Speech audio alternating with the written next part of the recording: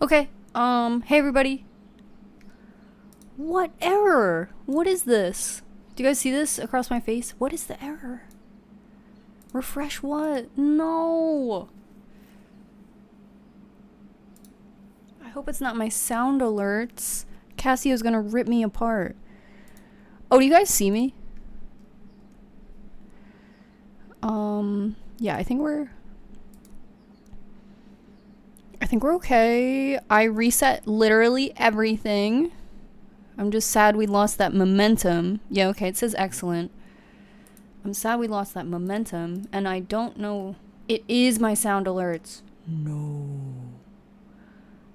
I wish there was a way I could just actually refresh it.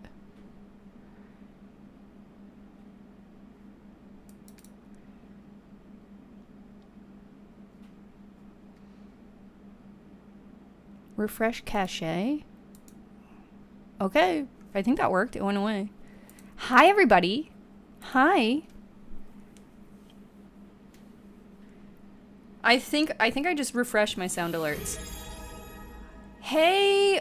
So the other day I made myself pronounce this. Zeepole Lisig.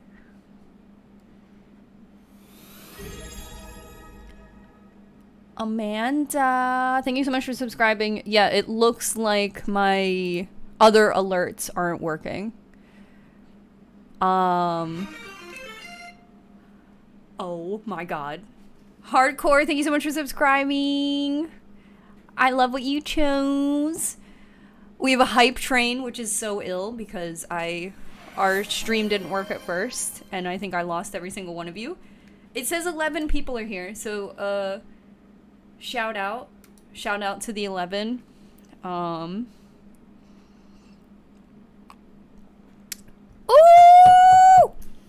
Yeah, alien gay rights.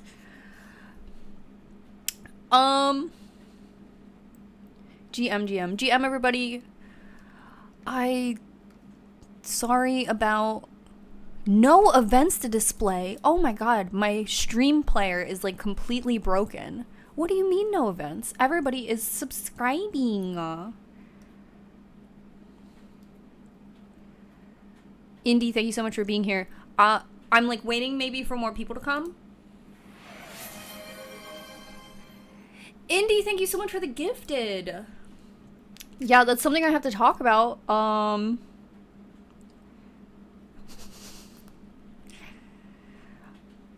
Twitch has a new policy, but Twitch has a new policy where they will share 70/30, so they take 30, you get 70, but you need to have over 350 subscribers. So, should I make this massive? Wait. I can't. Should I make this massive? Like that? That doesn't bother anyone, right? Alright, I'm updating my Instagram story to say that, like, for a second, stream went down, but now it's back.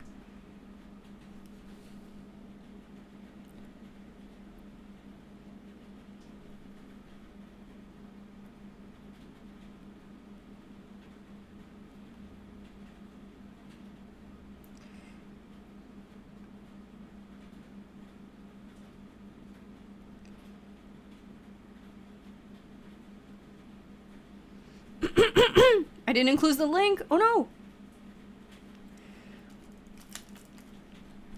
This doesn't bother anybody, right? I'm kidding. How about like that? I want people to know that I'm with it. So like that. Let me just make 114 Twitch accounts real quick and subscribe. Yeah, Twitch has a new policy where, because Twitch has been in a lot of hot water for making stupid policies. I'm not going to switch platforms. I really like Twitch. I like hanging out with you guys. I think we all had to learn how to use Twitch, so I would like to stay here. Twitch did come out with some new policies, though, that are, like, kind of ugly. Not great. And I guess to step back some of those policies, they have created a new thing where if you have over 350 subscribers, you're put into this new pay tier where the split is better. You might remember, on Twitch, it's like you can Twitch stream, you can become an affiliate, and then you start getting paid, and then you become a partner, and your pay is supposed to be better. Well, girl, like a month before I got partnered, they took that away. Now they're bringing back that new pay tier, but you have to be partnered and have 350 subscribers, which I am like 100 shy.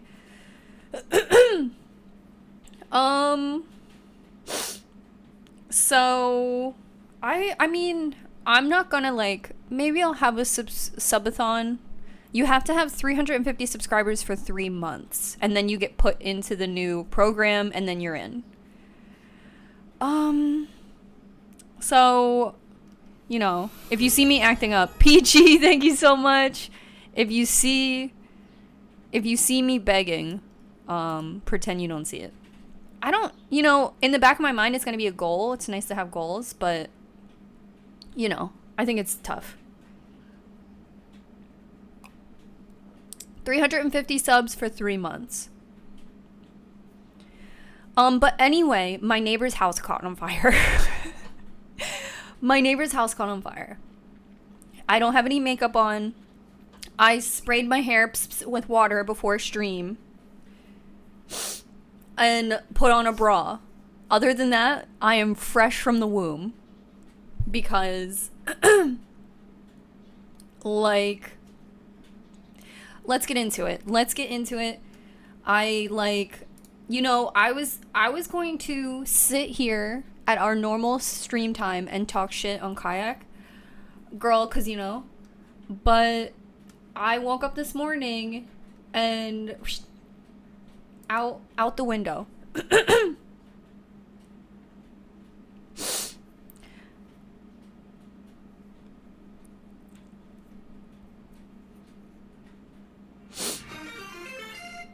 Pooksy! Thank you so much.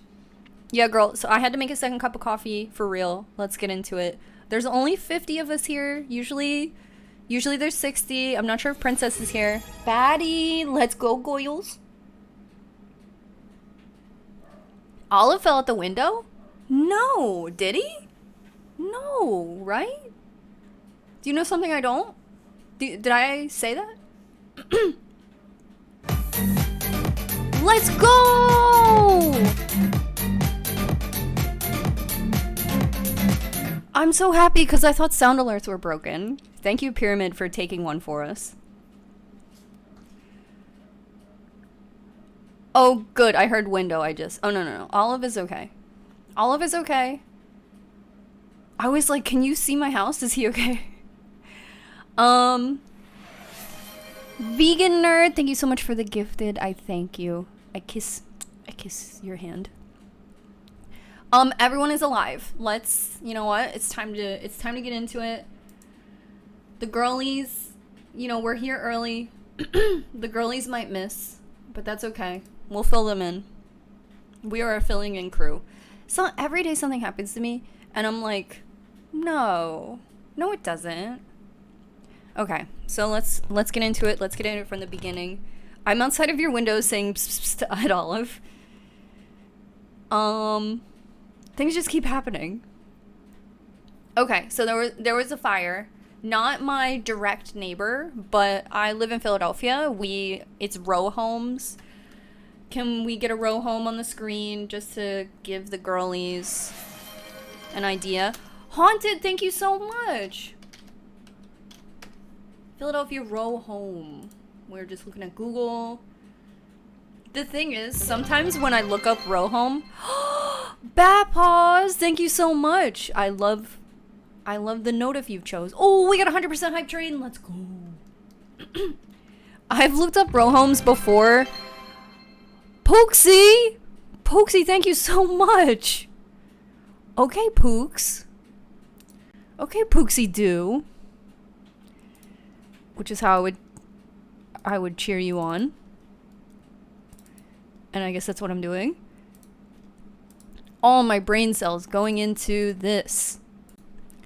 So this is Philadelphia row home. That's all I looked up. These are row homes. Um, it's funny because a house I have lived in before, I just scrolled past. So I do, when I look up row homes, I do have to be careful because sometimes my literal house comes up. Let me, I'm looking for a good example here. This is kind of a good example. This is a really good example. Okay, so in Philadelphia, this is what the houses look like in the neighborhoods. For the most part, we have like high density, but you can see the skyline in the background. The houses, they're not really tall. We could fit way more people in here if these houses were taller. But you can see here how packed in these houses are. They all touch. You can see right here, these people hopefully are nice neighbors to each other because their doors touch and they share a step. So a lot of houses look just like this, really tightly packed. This area, this is York Street. Let me find a different picture for us, like in the neighborhoods. Here we go.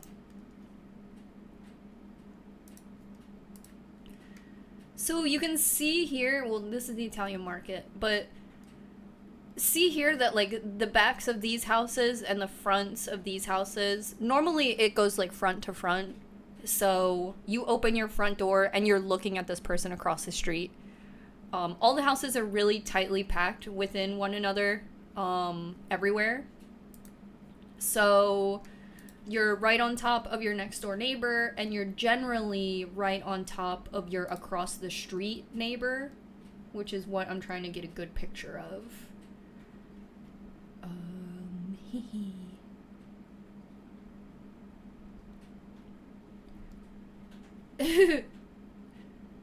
Not my house.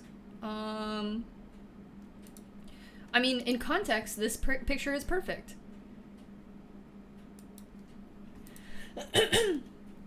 This is a perfect context to what I'm about to explain.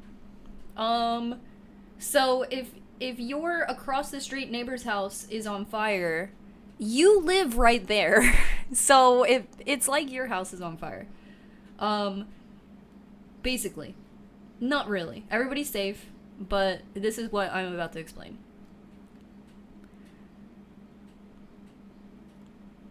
I thought all the houses were the same height. No, they're all different heights. They're all very much different heights. And there's like a lot of weird rules. Like my neighbor got a third story put on her house, and there's a lot of rules like so see these houses right here where my cursor is? If you live on a block, if you live on the outside, you can have a 3-story house, but you cannot put a third story on your house if the house next to yours is a 2-story house. I don't know why. So like my neighbor got a 3rd story put on her house. If I wanted to do the same, I would probably have to get a lawyer. Because for whatever reason, you're like not allowed to do that. But if your house is at the end of the block, you can put a 3rd story on your house. It makes no sense. Whatever. Anyway, these are beautiful 3-story houses. This is the neighborhood my dad grew up in. It's just really shitty rules. Like recently a rule was passed that you can't get a roof deck. Like it's stupid rules. It's like annoying government full of old people. I'm not the first person to, you know that. If you own your house, I'm sure there's a local rule that is completely arbitrary that pisses you off. Recently they said no more roof decks. But if you have a roof deck, If you got a roof deck in time, you may have one. But now, no more roof decks. It's stupid. Anyway, so, not my next door neighbor, but one of my neighbors. Their house caught on fire this morning.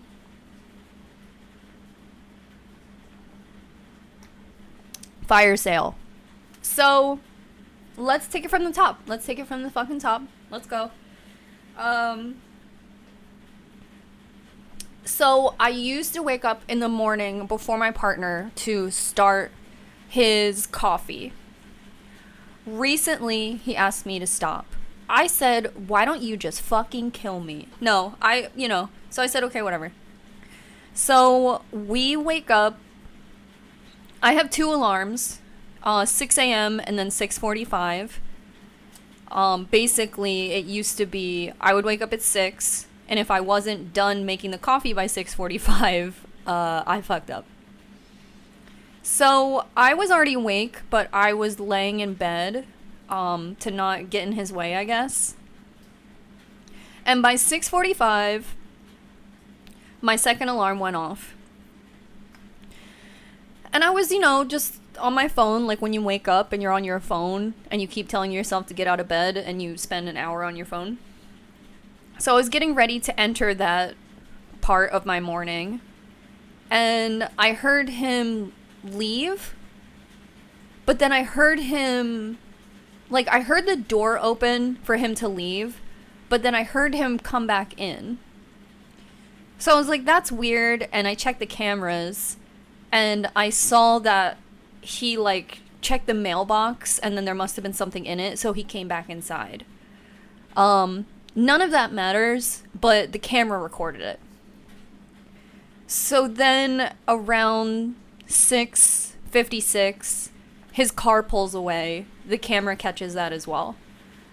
So I'm laying there, and I had only, very arbitrarily checked the camera because I heard him.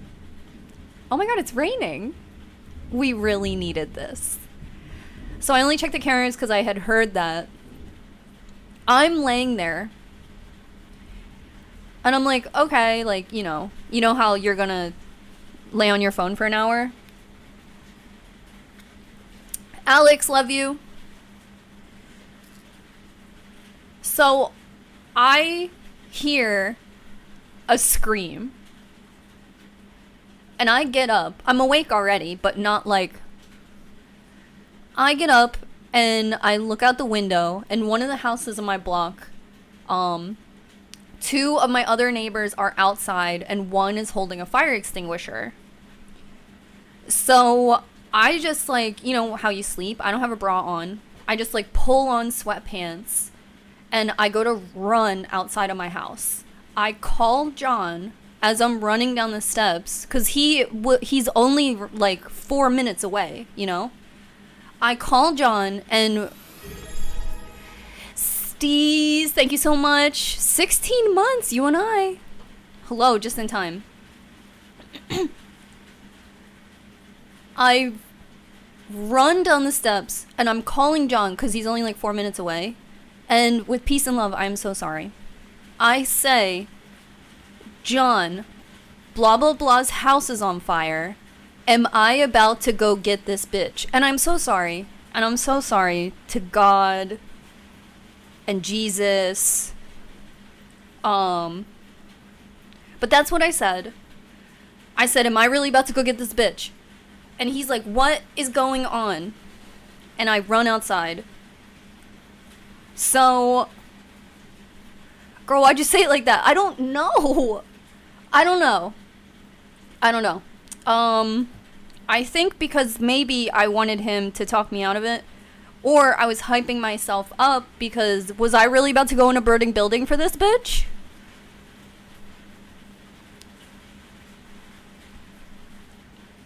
So I said, am I really about to get this bitch? And I run outside. 2 of my other neighbors have already run outside. And it's funny because they all came from different directions, and so did I. So it felt like a spy movie where everyone is like dun dun and they run in from each side, and she's like dun. Like, I think if someone would have took one picture of us and had us all coming from different sides. I rolled over that, like, piece of plastic that is, like, the lid of a Snapple bottle. It's gonna drive me crazy. So, literally, all of us are running, and I'm about to get this bitch. Titties everywhere. I have shoes on. I put on Vans with no socks. Ugh. And at the same exact time, there's 2 firefighters. And they're like, no. Which is good timing. Very good timing. And the firefighters were on foot.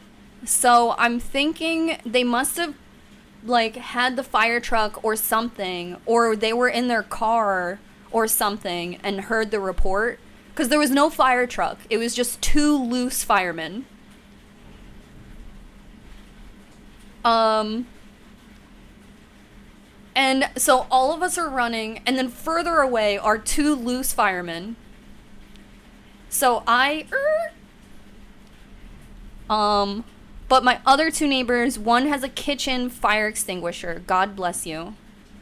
And the other neighbor is he took his shirt off to put it over his face. So literally all of us got up out of bed, said, am I about to get this bitch? And ran outside. Really, that was it. Firefighters said, don't fucking do that. But their door was unlocked. Hello? So their door was unlocked, so my one neighbor who's naked, was about to kick the door down, and just was like, and just checked the knob, and it was open. Hello. So at this point, it doesn't seem like a lot of fire. A little bit of smoke is coming out of the front door. Just like at the top. Like if this is the door, just a little smoke is coming out of the top. So really, I didn't think I was saving someone from a fire. I kind of thought like, oh, look, like, I don't know, you left your, what do you guys use? Your little oven. What's that little oven you guys use? I was like, oh, they left their little fucking oven on. And they're asleep. Let me go get this bitch. Air fryer. I was like, alright, we left the air fryer on. Let me go get this bitch. I really didn't think I was rescuing someone from a fire. You know what I mean? I was like, oh, this stupid bitch. You know what I mean? So I'm just saying that's what I thought. I had 2 seconds of thought. I'm just being honest. In those 2 seconds, that's what I thought. So, we're running. The firefighters are coming. You see them. And my other neighbor has opened the door. It wasn't hard to open. It was unlocked. He opens it, and that's when smoke comes out. Like, I was like, oh my god, it's like actually a fire. In hindsight, we know it was a fire, but that was the moment where I was like, what?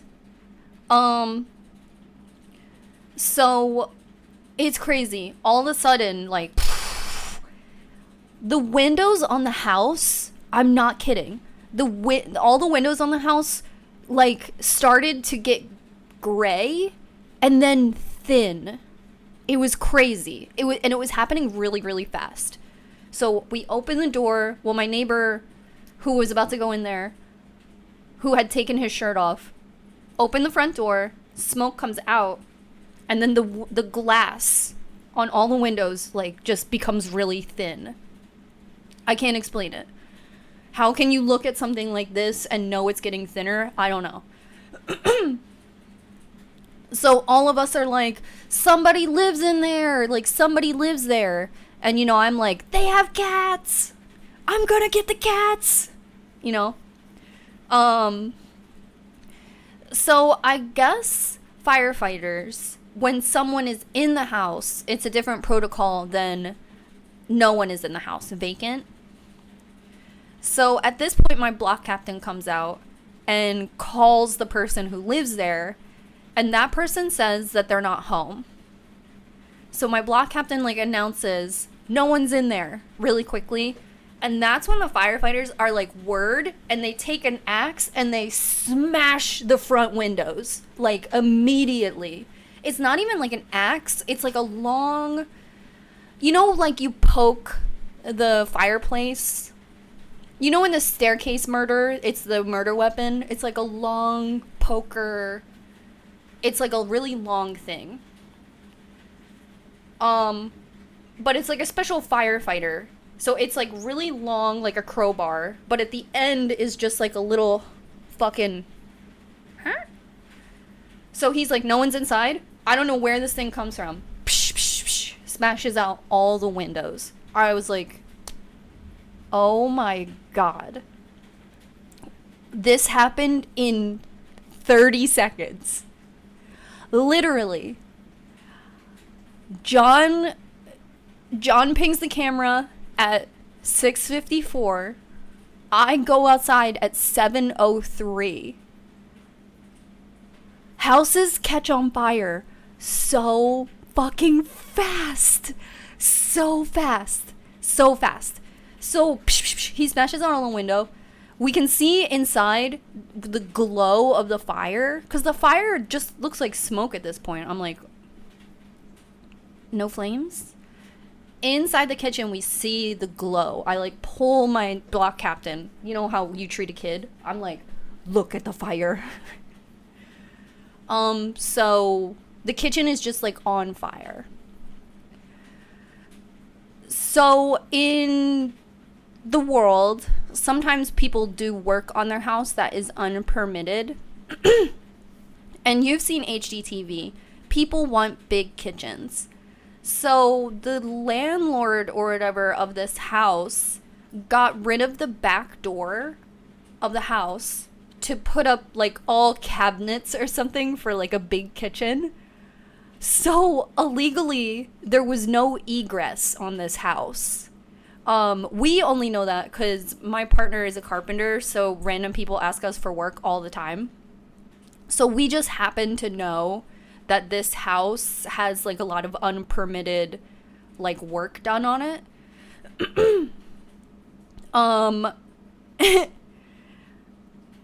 So egress means emergency exit, but an emergency exit can just be your front door. But legally, to be up to code, a house, probably like a row home like ours, requires a certain amount of emergency exits. And I'm pretty sure you need a back door. Like, I think if you have home insurance, they want you to have a back door, for sure. Like, even my block captain like really wants our alleyways to be cleaned. Like, she doesn't want you to keep shit back there.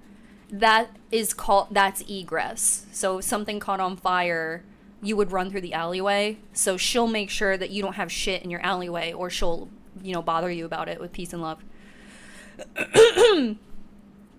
So egress is like emergency exit, but I don't know why it's called egress. Like, I don't know if that's short for something.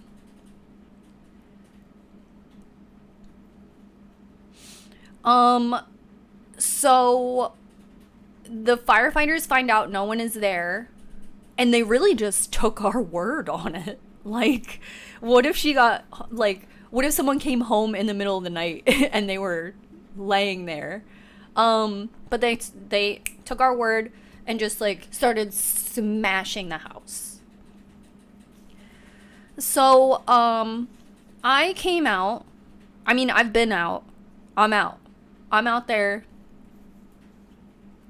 The houses on either side of this house, smoke is coming out of their windows. And I like can't believe it, because their house isn't on fire, but that's just how smoke, I guess, travels. Like, I don't know. I'm watching it for the first time and I'm like, this is crazy. So, you know, some of my neighbors have dogs, some of my neighbors have babies, so they're all running around. But the 2 firefighters on foot got there first. And then the fire trucks came, and the hose, and the captains, and the sergeants, and all of this shit. Just hundreds of firemen. A lot of firemen. A lot of them. One of them was quite an older gentleman, like 60s. And he had, like, his water bottle, like his store brand water bottle, and he had squirted some, like, crystal light in there. You ever see old people do this? And his water bottle, his water was like blue. I was like, okay. I'm going crazy.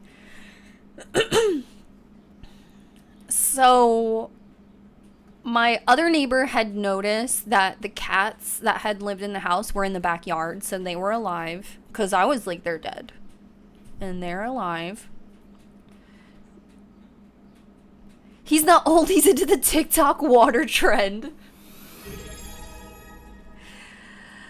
Leah, thank you so much for being here. Thank you so much for the subby. So there's no egress in the house. There's no emergency exit. There's no back door. So the firefighters go into the house and they smash every single window. They go in with the long poke. And they just fucking smash out all of the windows. They smash out all the back windows. And then they take a chainsaw. And they cut a hole in the roof. This big hole. So, it's my understanding from standing there and watching it that they got the fire out pretty quickly. But I think the smoke just, like, goes crazy. Because the fire seemed to have started in the kitchen. Allegedly. I don't know. When I looked and I made my neighbor look, the flames seemed to come from there. Tallulah, another subscription. Thank you for being here. His mermaid water was coconut. He's so old. You know the really thin supermarket brand water bottles too, and they're like really crunchy and crackly. If something crazy is happening and I witness one oddity, I like hyperfixate on it. So I was like, and there's a grandpa with a crystal light bottle.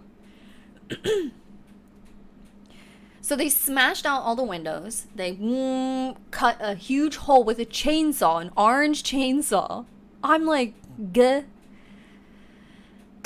And everybody's like, what? So I'm talking to my other neighbors, and they're like, we've been in contact with that landlord for this house before. Like, we've reported this house to the city as a fire hazard. I was like, no. And they were like, yeah, like days ago. And I was like, no. And then the other neighbor from the other side said the same thing to me. And I was like, gah. So I think that, like, if you let your property catch on fire, like, is that not criminal neglect?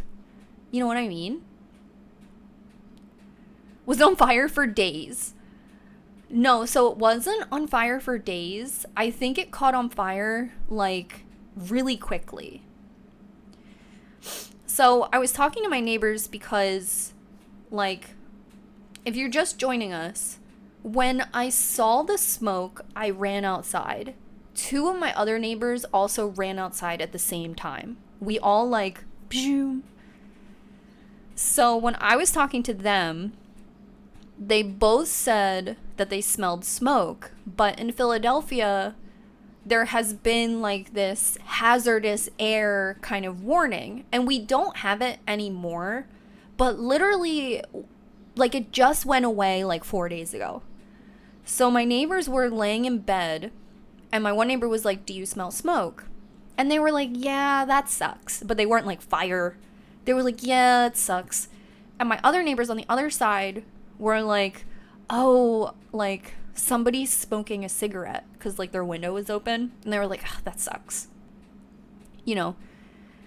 Then they said, and this is crazy, like, imagine the top of your room, the box that you live in. They said the top of the like, they said the top of their room, that smoke started coming in. So the seam in their ceiling, they said smoke started to come in the seam, like that, if that's called something, where the ceiling meets the wall. They said smoke was coming in. And that's when they ran outside.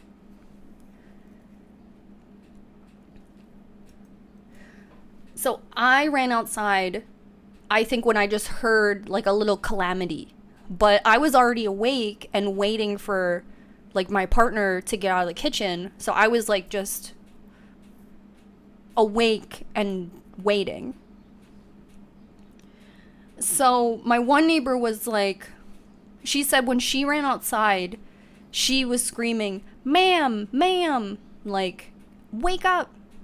So I think I must have heard that and choom, just ran outside. Do row homes share attic spaces? So they don't. They're supposed to be completely individual spaces built as individual homes, and homes can be torn down and the other houses remain intact. However, my partner is a carpenter, and he said he'll work on houses where like there's just one brick wall in between houses. So you really don't know unless you tear them apart. But in Philadelphia, we had this problem for a long time. It might still be a problem where developers will buy like a house like mine, a row home, tear it down, dig a really deep basement because of the rules where your row home can't be taller than the row home next to it for whatever fucking reason. Developers will get around that by digging really deep to have a really deep basement. And then they'll dig this deep basement and the houses next door to it collapse. So that's also a problem in Philadelphia. It happens kind of frequently.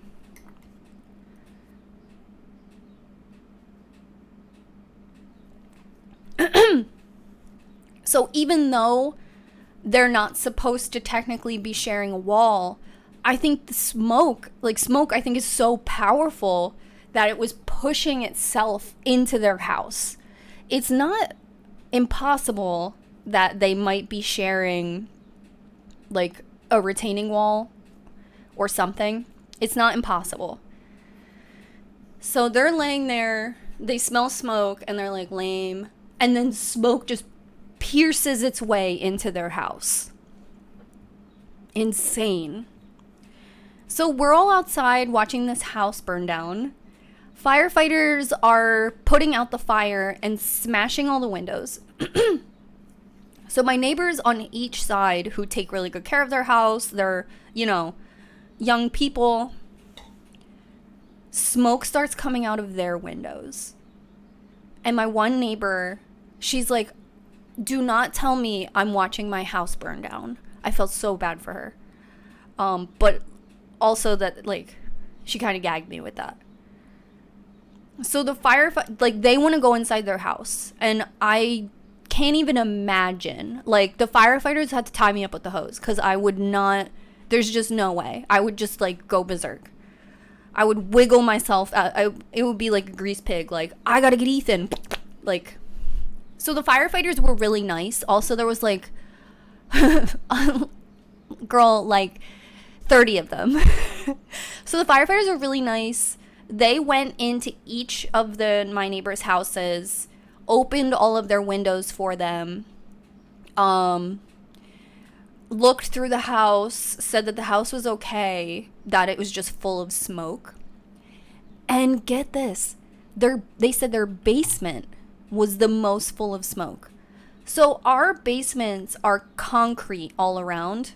Once I post my basement renovation video on YouTube, my basement was dirt walls. So if my neighbors also like have dirt wall basements, the smoke got through the dirt or through the concrete and filled up their basements. So crazy. So the fire marshal, they all have like titles. I don't know, girl. So I'm just going to say some stuff. So the fire marshal came and got like all of our stories. And I was like, am I going to go back to court? Fire marshal came and got all our stories, went into the one neighbor's house and was like, hey, your house is okay.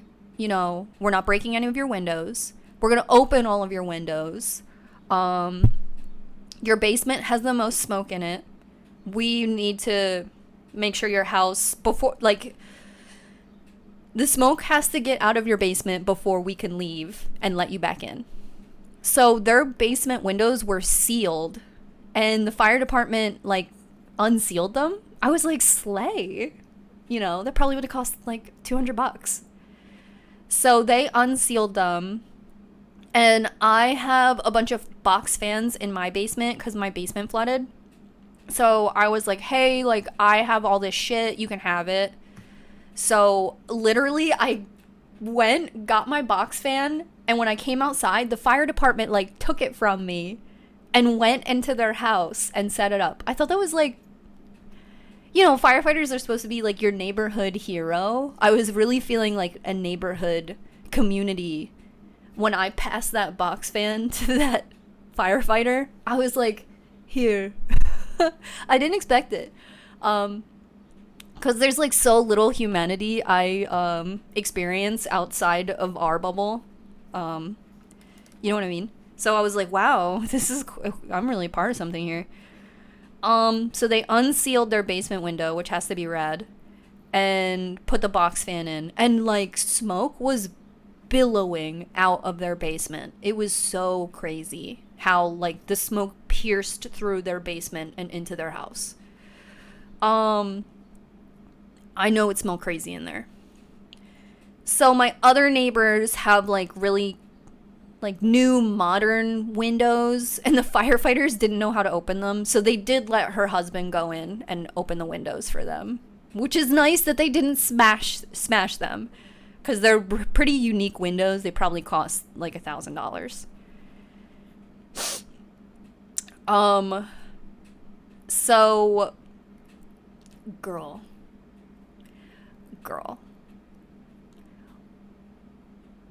when the landlord showed up, when the property owner showed up, girl, it was like oil and water. That the landlord showed up and all the neighbors were like, like, what, like, avoiding them. So I've seen a couple of fires before, and the firefighters smash out the windows. That's just how it goes. That's what happens. So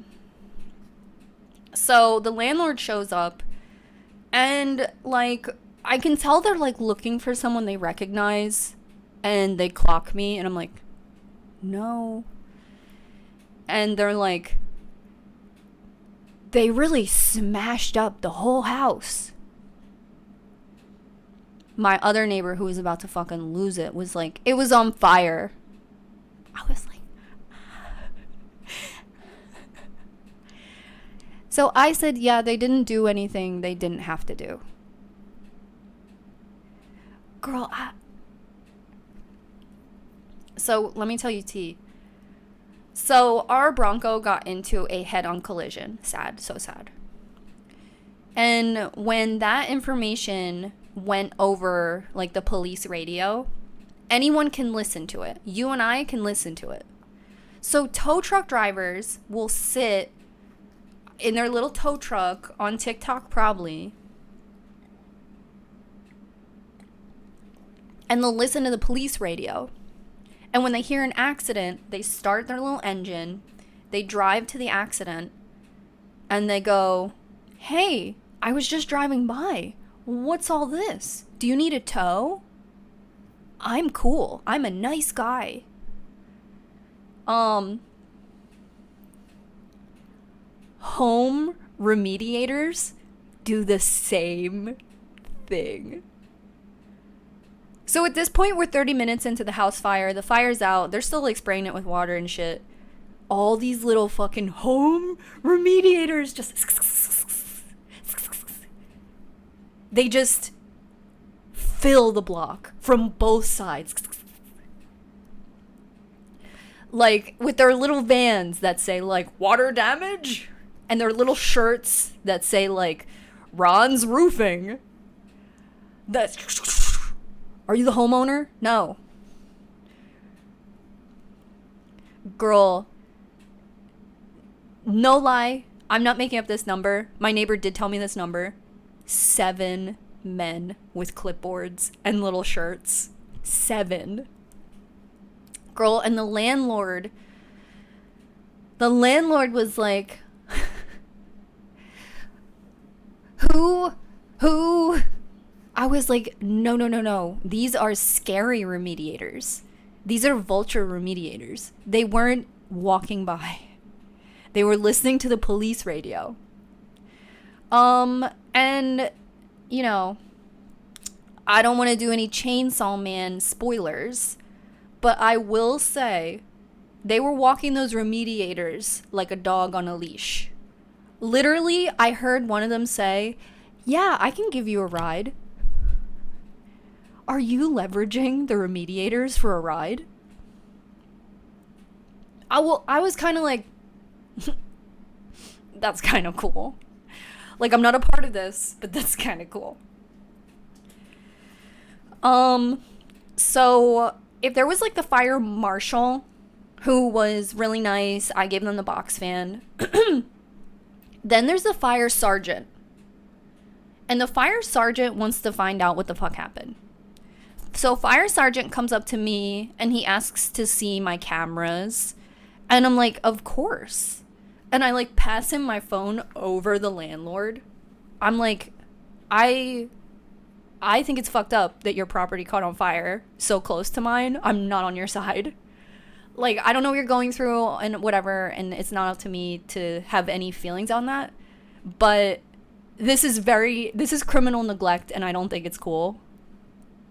So I was like, of course.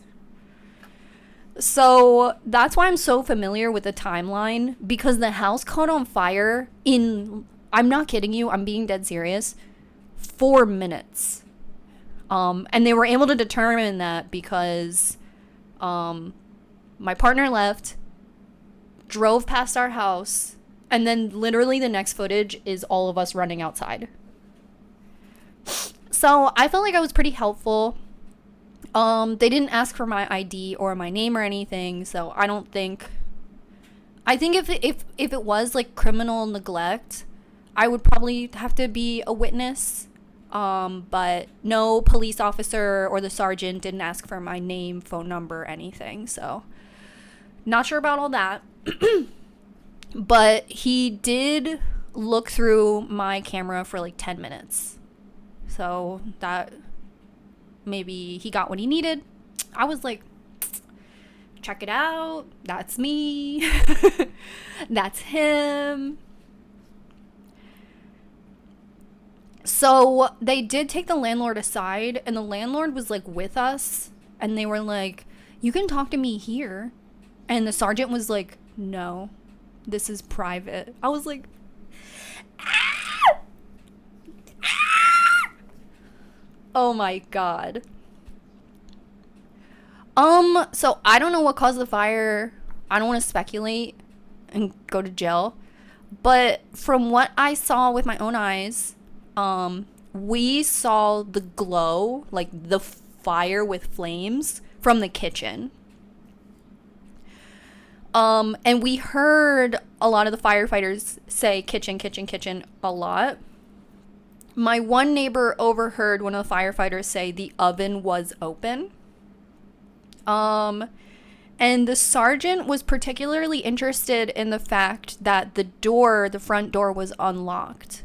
because we didn't, like I said at the beginning, if you're just joining, when all of us ran thinking someone was inside, my one neighbor was like, oh no, I've got to kick down the door, and just tried the handle, and the door was unlocked. Not wide open, but turn the handle and you could go in. And it's weird because, like, I don't, like, it's pretty common for people to have a couple locks on their doors, and they were all unlocked.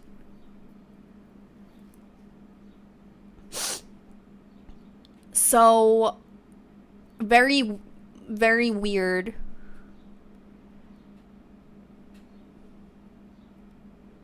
So, either that was like a coincidence or I don't know. No clue. However, the investigation is over. So, whatever has been determined is determined because the sergeant left. They put this like big orange thing on the house, but the remediators are in there right now, so they removed it. I don't know. I would think the house was condemned, but last I checked, I saw remediators on the second story. So I'm like, y'all used the stairs? There was a fire. Was the landlord living there or a renter? So the landlord wasn't living there. Someone was living there and has been living there.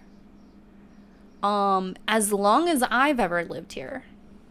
But, I don't, my landlord, my block captain called them and they weren't there. So that's all I know.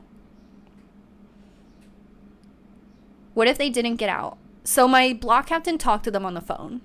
So, like, so I said this, but if you missed it, like, when we saw the smoke or whatever, a bunch of us neighbors ran outside and we were thinking that they were in there. So we were all running towards the house to go get them. And my block captain had enough foresight to just call their cell phone and confirm that they weren't home, or else we all would have ran into the fire.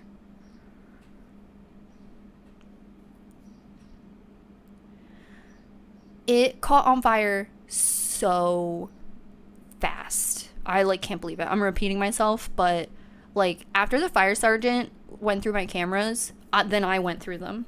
And I was like, it caught on fire in 4 minutes. Like, I do all the cooking and stuff at my house, and with that, I feel like I play with fire, you know what I mean? And I haven't had close calls, but do you ever put oil in the pan and then, like, put something from the freezer into the oil pan and it has water in it, and so it pops and you're like, oh shit, and you, like, your cat watches you cook, so you, like, quickly. That's, like, my extent with fire. So my one neighbor did confirm that this person had indoor-outdoor cats. So they said that they saw the cats in the backyard, so they were fine. Which is cool because we confirmed that there wasn't anyone in the house, and then I was like, there's cats in there! And the firefighters, like, didn't change their disposition at all. But you know, I'm just like, I feel crazy.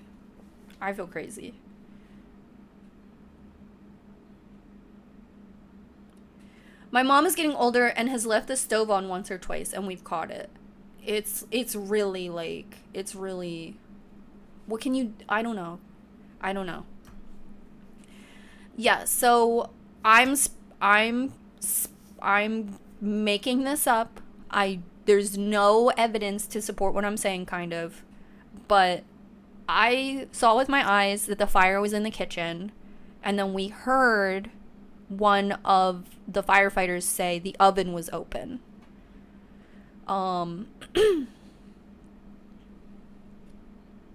So that's all I know. And that no one was there. But it wasn't an explosion. So, like, if the oven was on, we live in old houses that have gas. Don't cancel me. So we all have gas ovens and stoves. If the gas had been left on, the house would have exploded. The gas company did come, which I thought was cool. I sound crazy. I'm like, I can't believe the municipalities did what they were supposed to do. But still, I witnessed the spectacle. So yeah, the gas companies came and checked a couple of the houses, which I think is really cool. I love that. I wonder if, like, they turned off the electricity. You know what I mean? My mom's van caught on fire once. Jesus.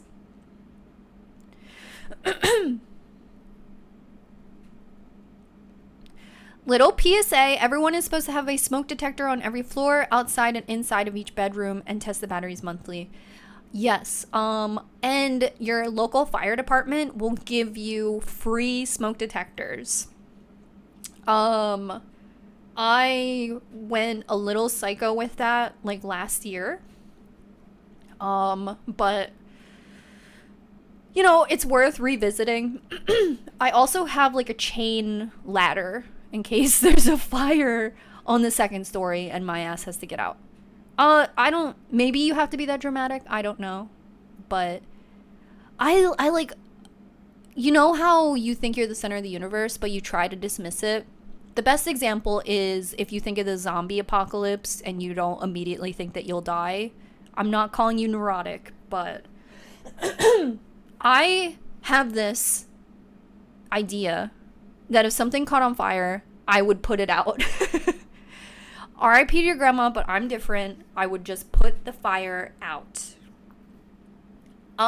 It's not true. That shit caught on fire in 4 minutes. I have a kitchen fire extinguisher. Get one. Know where it is. I have a kitchen fire extinguisher, and I noticed, like, when all of us ran outside, one of my neighbors had the same exact kitchen fire extinguisher, like, in their hands. Like, I swear, like, totally spies. All three of us were, like, running different directions toward this fire. And my one neighbor was taking off his shirt. I was running. My other neighbor had the kitchen fire extinguisher.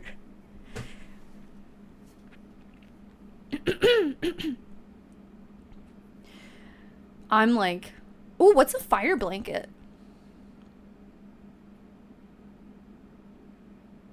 I have a kitchen extinguisher too and have no idea how to use it. Probably should learn that. I think you just pull the tab. I'm like, in an emergency, I'll know. In an emergency, oh my god. I think that I'm, like, a nice young lady, and you really can't convince me otherwise, but I can't believe in the face of an emergency, I said, am I about to get this bitch? Why is that the most, like, rude dude? Like, why did I say that?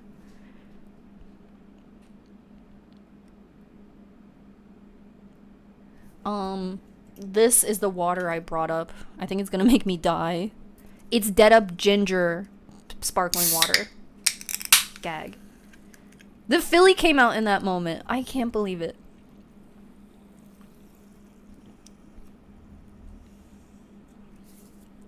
There's an acronym for using a fire extinguisher. Pass.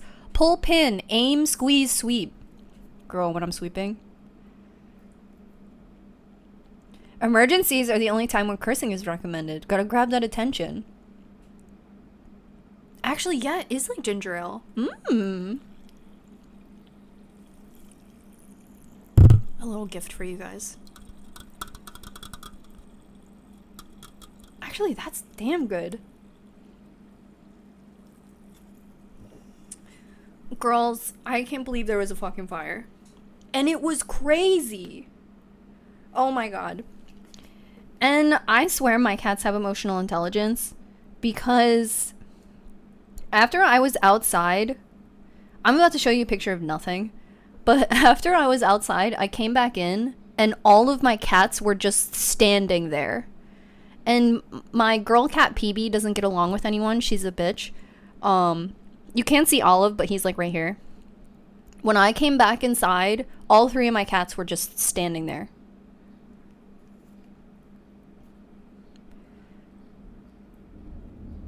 You're like, enhance? What's that? Wait a second, what's that? It's theirs, I swear.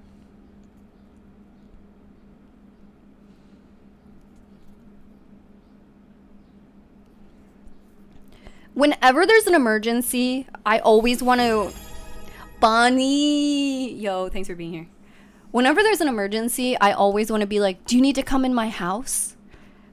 And, I, like, said that, and everyone was okay. Like, one of my neighbors with dogs, I think, just put the dogs in someone else's house who had just offered before me or something. And I was like, if you do you need something, you can use my bathroom, whatever, if you need to come in my house. Nobody took me up on the offer, just because everyone was standing outside looking at the fire, no one needed to, I don't know. But then I was like, if someone would have came in my house, it would have been cats. My partner takes his shoes off in the same exact spot every day, like in NPC, so they're all like right there. I'm like, they would have tripped over all these shoes. And just like cats. I don't know. I'm dead. I have a bunch of pictures, but you know, you don't need to see them. You can look at this picture of me at Kayak. You want to look at that?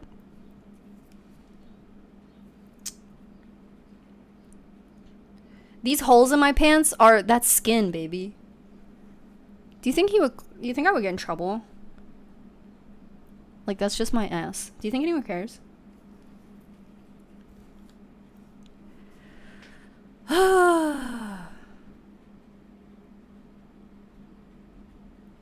Are those clown Squishmallows in the background? Thank you for asking.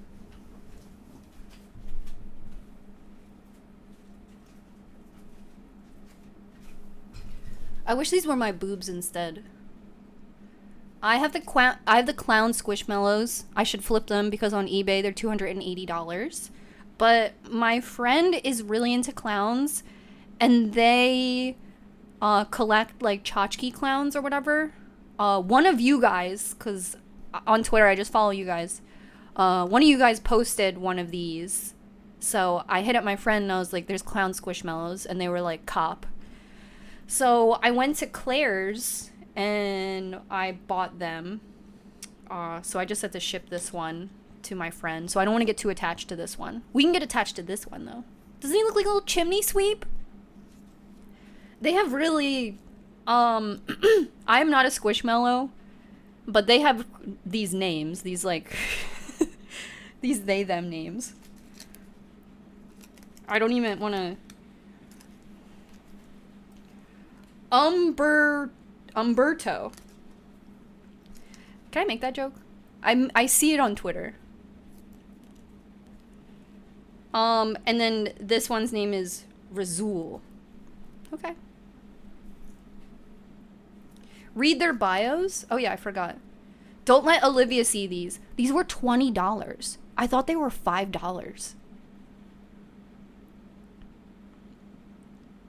I thought that this was $5. Valonius, my neighbor's house caught on fire. I got off the phone with you and I was like, I'll call you in the morning. And like,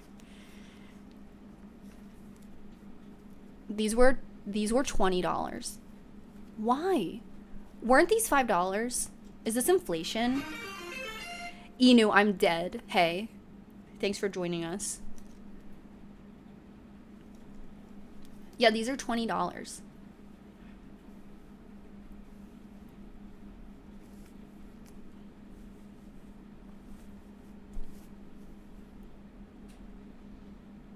Sometimes they're $5 depending on where you get them. Yeah, so I have these. But this one I'm sending to my friend. And then I wanted to get one so we would have besties, Squishmallows, BFFs.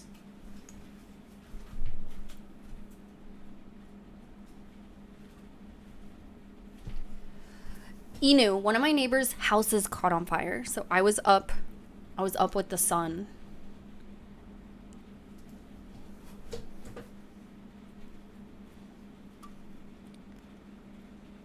I saw that Aldi sold them. I haven't been there in a minute. So Valonius's partner collects Squishmallows, and I was at Aldi and they had them. So I hit him up and I was like, which Squishmallows are you looking for right now? Because I'm looking at these Squishmallows. And this lady just like parked her cart in front of the Squishmallows and was looking up each one on eBay. I was like, fuck this. I'm not going to be a part of this.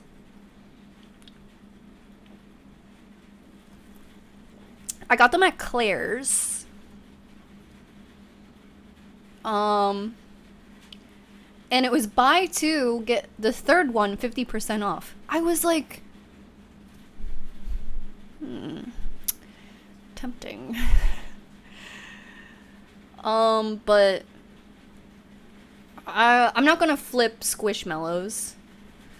If I ever flip something, it's because I genuinely don't want it anymore. $50 squish haul, literally. The third should be free. Honestly, if there would have been a Tails Squishmallow there and I would have been alone, 100% in my cart. Actually, the Knuckles one is really cute. Do you hear this rain? Girl, there is a hole in your burnt down house's roof.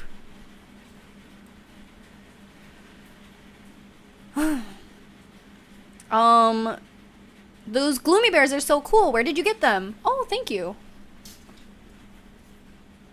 What's the best way for me to show them? So I got them from Buy-E Japan. My next YouTube video is sponsored by Buy-E. They're not paying me, but they're giving me a discount code that I think is pretty good. I'm gonna use it. So I got them from Buy-E Japan for a video I'm working on. They're really, really cool. So I stayed at Valonius's house. God, forever ago at this point. In May? In April? I stayed at Valonius's house and his partner had this big gloomy bear in the guest room. And I was like, I fucking love this thing. I looked it up, and it was like, you know, hundreds of dollars. So I was like, damn it. I check Japanese eBay pretty frequently. Yahoo Japan, I check pretty frequently. I saw this just, granddad, he had a listing for them, and the listing was like, cleaning out my son's room. A little bit damaged. Do not buy if you're insecure. And I was like, so should I not? But Japanese eBay says shit like that. Like, if you don't have the confidence to purchase, look the other way. It's obviously like a translation.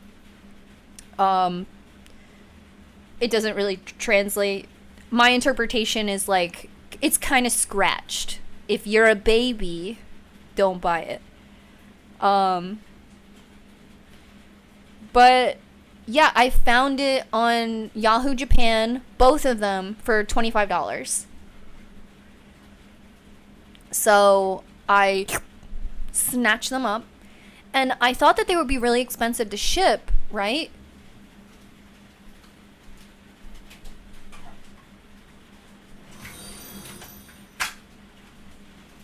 Alex, thanks for following. Check this out. They're really light. They're completely hollow. Even the legs are hollow. His nose has that like little, but that's really it. He's a little discolored, like, you can kind of see the plastic is kind of orangey. So he's a little bit discolored, and there's like something stuck in him. Maybe it's a bug.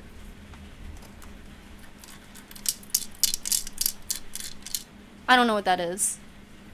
But I think I got a really good deal on it.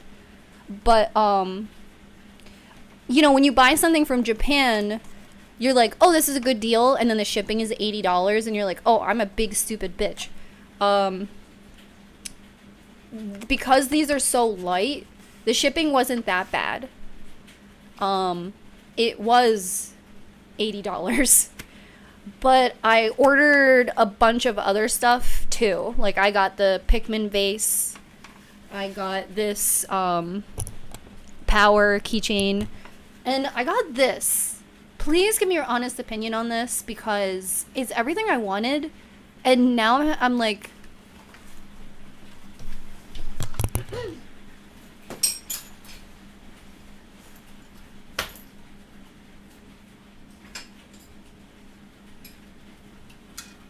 Oh god, did you just see me split like that?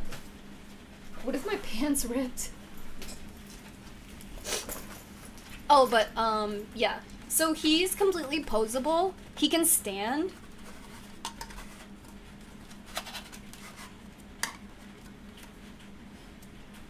He can, like, you know. And there's a bunch of them. There's a yellow one, there's a pastel pink one, and there's 3 of these. There is one that only has a little bit of blood, like really just like a little split, little. There's one with no blood on it, and I think mine is the one with the most blood. I bought these because they were only $25. Like I bought them because they were really cheap. But there are really, really cute, super cute ones available if you want to collect them. I found them on Macari, Japan. So if you're scared of the blood one, there's one with no blood. And then there's all pastel ones. Me after I eat spaghetti. But the pink ones are the most prone to fading I've seen. These are like 10, 15 years old. But there's a really, really cute yellow one. I have the black one. There is a gray one.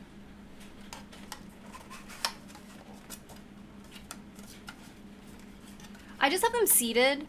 I think if I ever, for some reason, come across more of them, I would put one on my, like, steps. I think they're like, really cool. I really like how big they are and, like, the impression they leave. A couple streams ago, we were talking about how I would decorate the under my shelf area, and I think they are perfect. Knock it out of the park. They're just, like, really cool.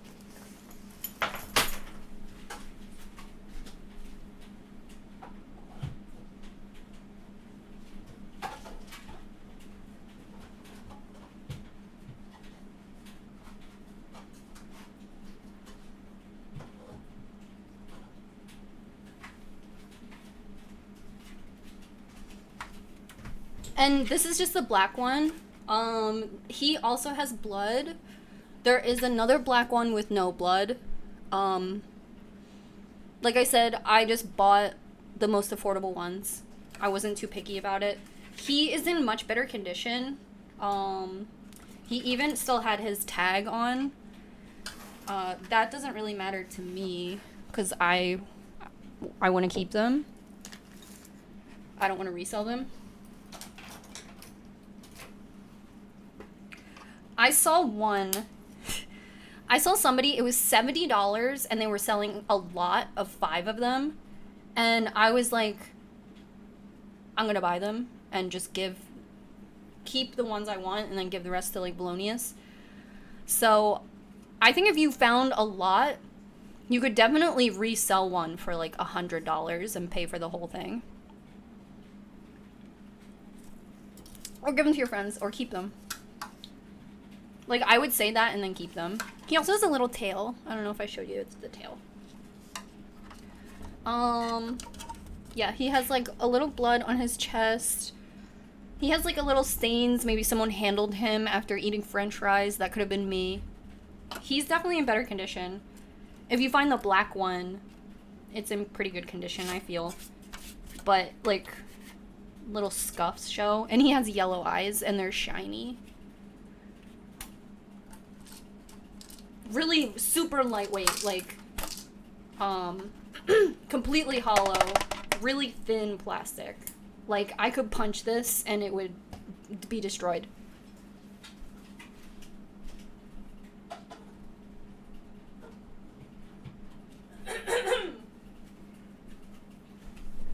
I breathed in so much smoke. Like, I'm crazy. I feel crazy. His brain is rattling in his head. So this is the other thing I got from Yahoo Japan, and give me your honest opinions. It's this purse. So this is a kid robot, like, side bag, I guess. And it has this original Heidi Kenny donut. This, what is he called? Labret? This Frank Kozik Labret. And then this money little thing. So you would wear this as like a side bag.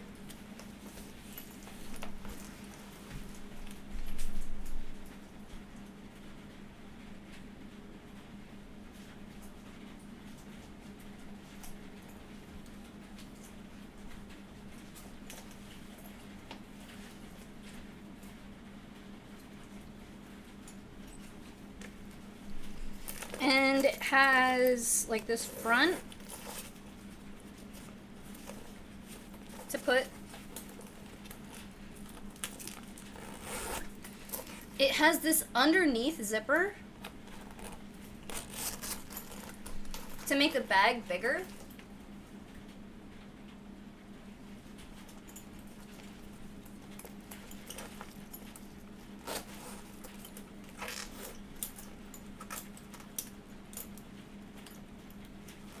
That zipper opens to make the bag bigger again.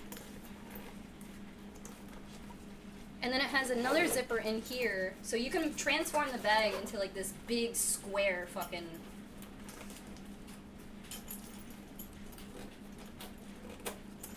giant thing if you need to. But if you don't need to,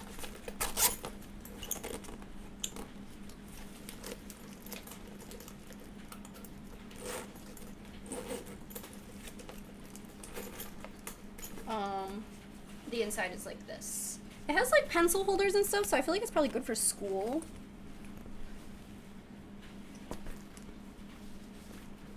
And it has this like little, and then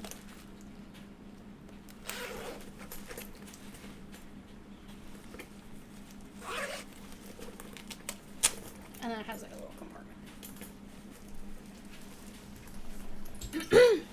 It's really like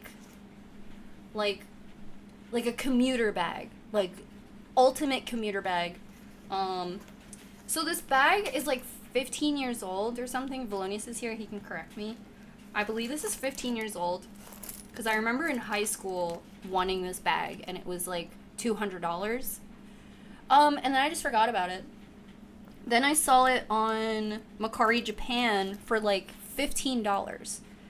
And it still had tags on it. I took the tags off. It still had the tags on.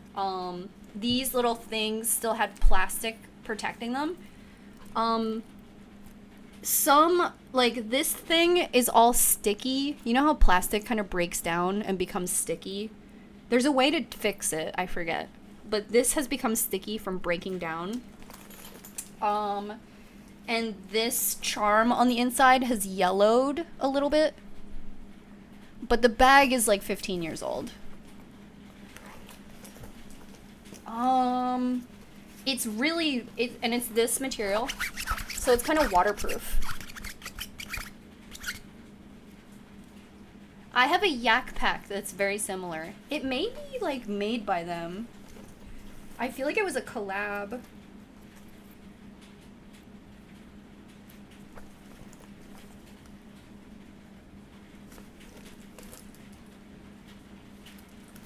The only thing is, like, I don't like this guy. Like that.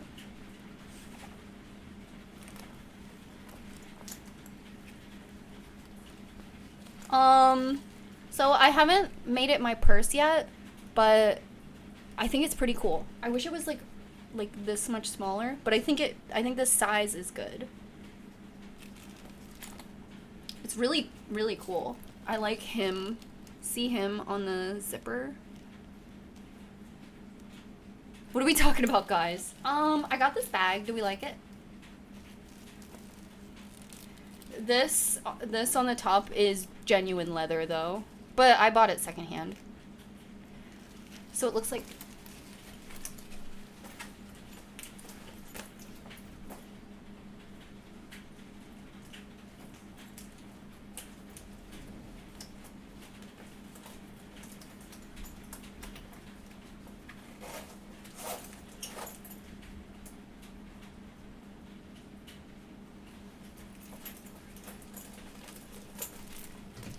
Do you think it could be like my everyday bag? Or should it be like if I'm shooting or something? And then the strap says Kid Robot. That's a good library or bookstore bag, that's true. Yeah, I really didn't know how big it would be when I ordered it, but I just thought it would be so cute. Like kind of Harajuku Y2K moment. And it was something I wanted when I was a teenager. I was like, oh my god. Is the things from when I was a teenager are vintage now? And right now I'm a mini backpack girl. Anyone else? So I don't know, it's kind of like, that's kind of cute. I'm a mini backpack girl, but I'm usually a tote bag girl. So I thought this would be a nice in-between. I haven't broken it out yet though, so we'll see. Definitely though, I feel like if I'm filming or on locale, or the next time I get tattoo removal, because I always pack shorts. It's like a really sturdy, like if I commuted, if I was still a little commuter bitch. Mini backpack goes crazy though. You really had to pry mini backpack out of my cold dead hands. I was a backpack girl, but I'm currently a tote girl.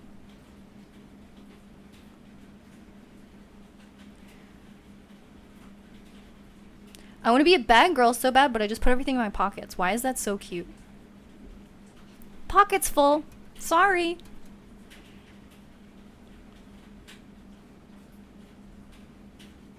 I love the old and with enough means to get what we wanted teens era. I know. I wonder if this happens to every single generation. I'm doing Bagu crossbody right now. When I have work, I am a fanny pack. I love fanny pack.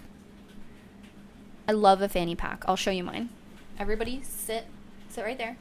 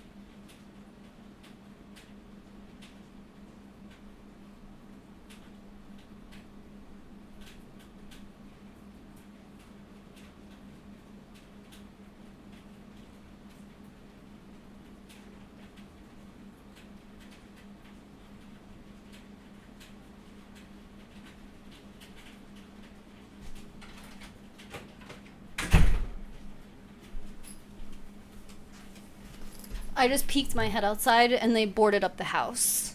I kind of thought they would.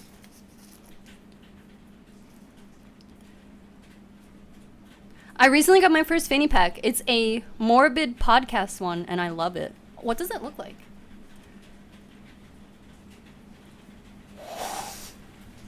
She's gonna go get that bitch, the fanny pack. I'm dead. Rest assured, if there's an emergency, I'll come get you. So this is my fanny pack. I use this when I work. It is an LL Bean fanny pack. I've had it for years, so it is really reliable. I have keychains on it. I have a gloomy arm. I've had this for like 10 years, so I got it in New York. I got it at like Tokyo something in New York. And then I have this bitch. Does anyone remember her name? Pepper? I forget. I'm forgetting her name, but I have her. She's Animal Crossing. Those are the keychains on my bag. It's Peanut. Yeah. So this is really cool because you can do a cross like this, and I think it's really neat. And I wear it like this. So you can put it on, and then it has this, and girl, I like...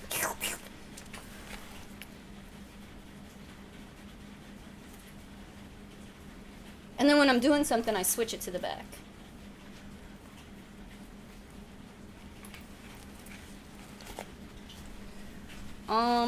Inside, I just used this last night, so it has like, it's like full of flashlights and stuff. It has this front pocket for your switchblade. And then inside, I keep like sunscreen and stuff. And then it has an inside pocket where I keep a little towel. So you can really fill it. Sometimes fanny packs, I feel like, look weird full, but this is about as full as I keep it, and I think it looks perfectly fine. It has this little thing inside, so I keep like my dock keys and stuff, and I'm not worried about them falling in the water.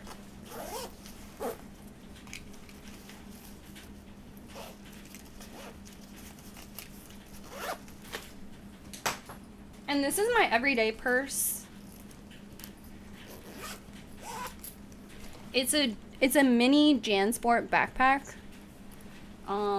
I keep these keychains on it. I have Sakura Hatsune Miku, and I have him from Card Captors. I forget his name. It's like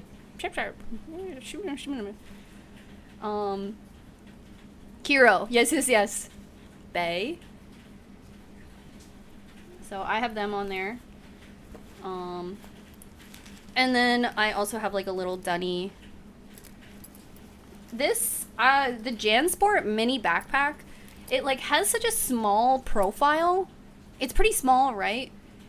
Somehow it works like the size of a normal backpack. So like you can really fucking fill it. You can fill it with so much stuff. It really is so big on the inside. I don't know how. It's just huge. This is what I keep my library card in. And my round one card.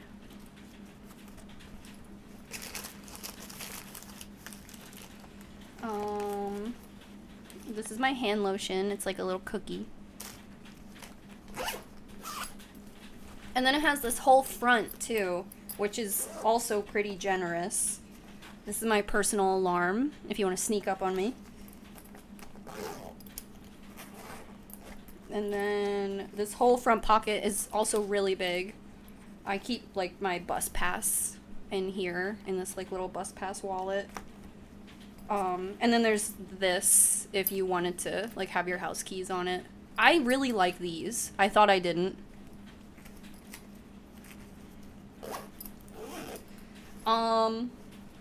My neighbor gave me this, so I don't know where she got it, but I'm sure JanSport has it on their website. It's corduroy, but I've put it in the washing machine a bunch of times. The only thing is, like, see that? I used to have a big pin there, and it faded. So now I just have this little pin, from Carly that I keep on there, but no other pins because of the fading. I don't know. I can't tell you about the other textures, but this one is corduroy. I really like it.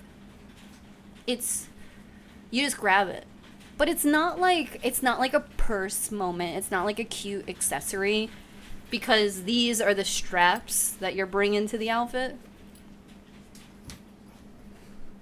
Quicken, can you ask Valonius if Sweethearts can make Quicken fanny packs? Oh, yeah, I'm about to put a gun to his head.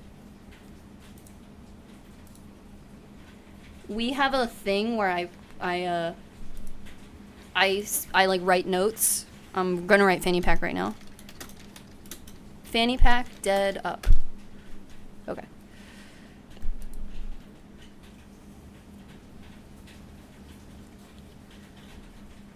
Him and I have a bunch of kind of campy shit planned for merch.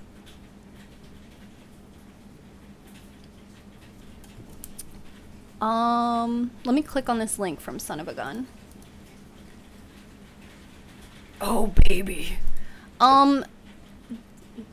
John is calling. I really should take this call. I made a joke in the neighborhood group chat and it was way too fucking soon. I feel horrible about it. Like, if it was Reddit, am I the asshole? 100% am I the asshole. People are moving on from the thing I said.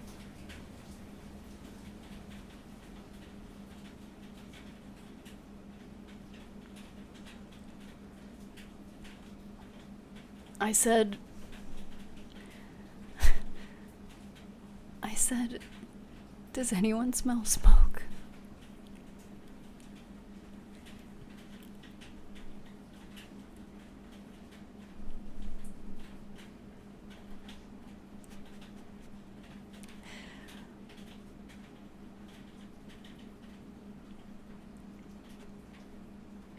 It wasn't cool. You can see I shouldn't have done it. I feel bad about it. It wasn't... See, way too soon. I kind of thought it would... Yeah, I could have waited an hour. Silence from everyone. Bro.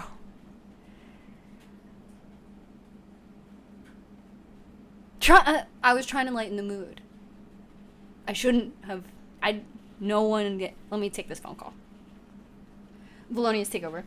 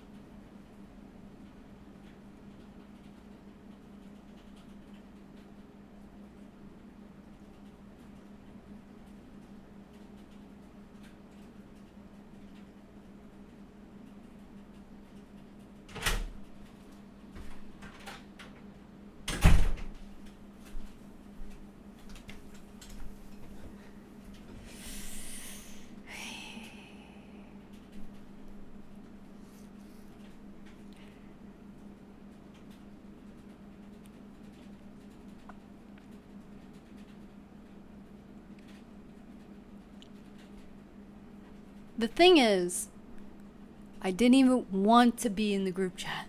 No, so John didn't pick up. So he was probably just like checking in on everything. Now that it's rain, there's like a storm. He probably wanted to know what's happening. I had to pass a urine test and I accidentally had 1 puff of weed. What do?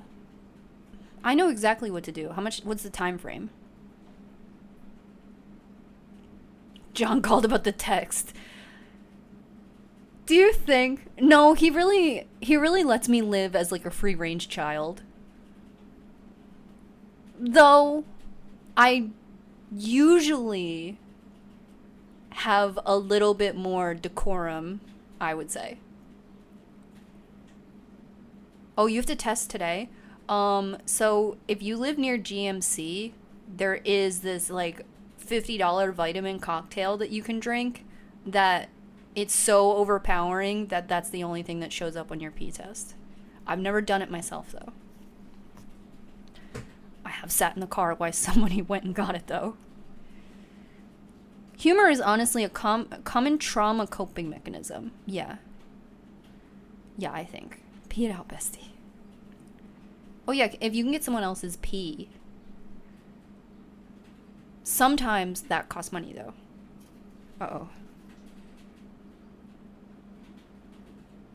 Okay. The chat is moving on. I hate for it to just be right there. Not us conspiring. Yeah, I'm only kidding. But look up the drink that you can get from GMC, but I'm only kidding.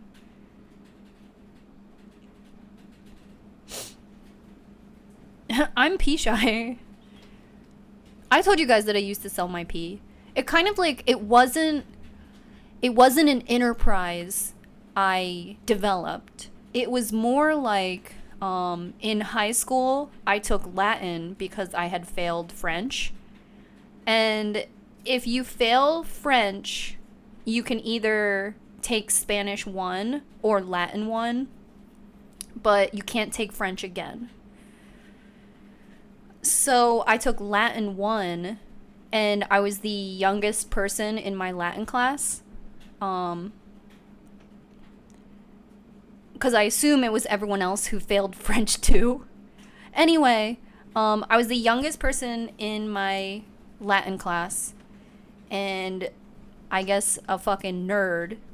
And one day, this girl asked me if I had clean pee. And I said, yes, right? So I started to pee. I peed for her. I would do it for any of you.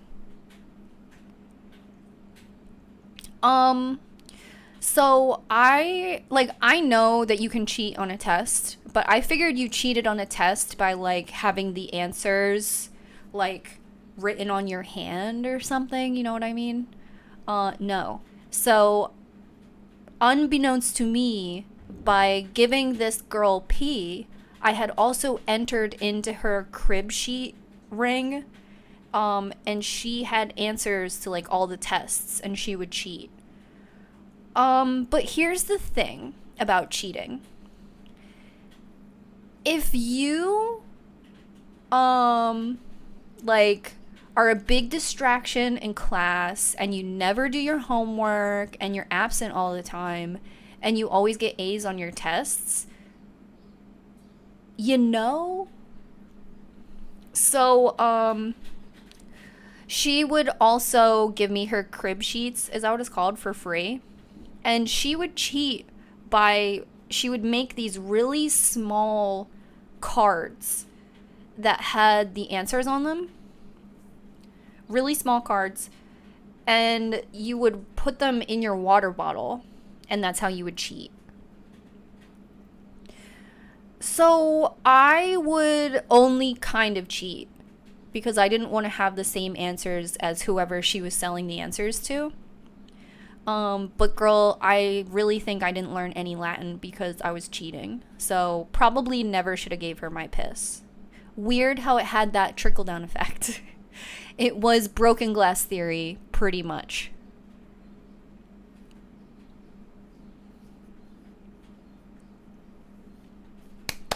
Pyramid.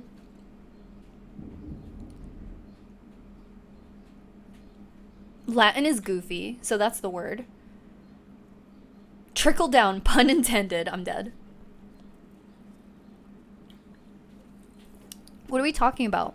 In high school, I was giving this girl my clean pee, and in exchange, she was helping me cheat. But I didn't really need to cheat. But, I don't know, I kind of like that rapport. So, I didn't say anything. I wasn't like, hey, we shouldn't do this. I was like, here you go. Then when I was in my senior year, I was doing homework for other people. And that was pretty cool.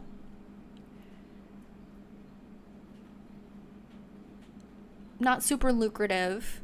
Just fun. Just fun to meddle and stuff. Did you talk about the stones at kayaking yet, or did I miss it? I was building a dog jail crate for Balto and his sore neck. He's on rest for 2 weeks. I'm so sorry. I haven't talked about it yet. Oh my god, should I? Hello?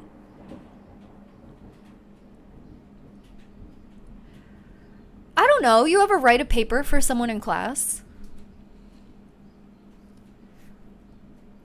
There was this kid in my... I think I've told this story before. But there was this kid in my senior English class who just, like, wouldn't get his shit together. And I loved him. And he is... Oh my god, years later, I ran into him because he worked at a record store. And they had a Joanna Newsom poster on the wall. And he gave it to me. So, girl, all of this was worth it.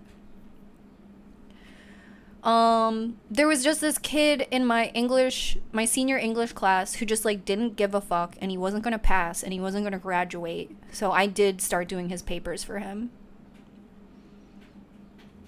We didn't hook up, but I love him.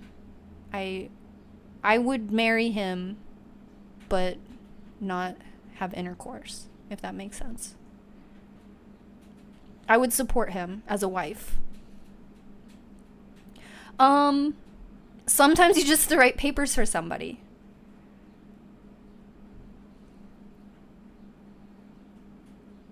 I used to let so many people cheat off me. Now when I look at where they are, I don't think it did much looking at where they are now. I'm dead. He remembered you. Yeah. So all that stuff was worth it. Yeah. Me trying to find a husband. What if we didn't? That's me asking for a ring. Okay, so we'll get into Kayak. So, Big T, I work at the kayak rental in the summer. 10 years ago or whatever, my roommate and I ran the kayak rental like the Navy. And I got back into it recently because I am online professionally, so I'm not outside a lot with the elements.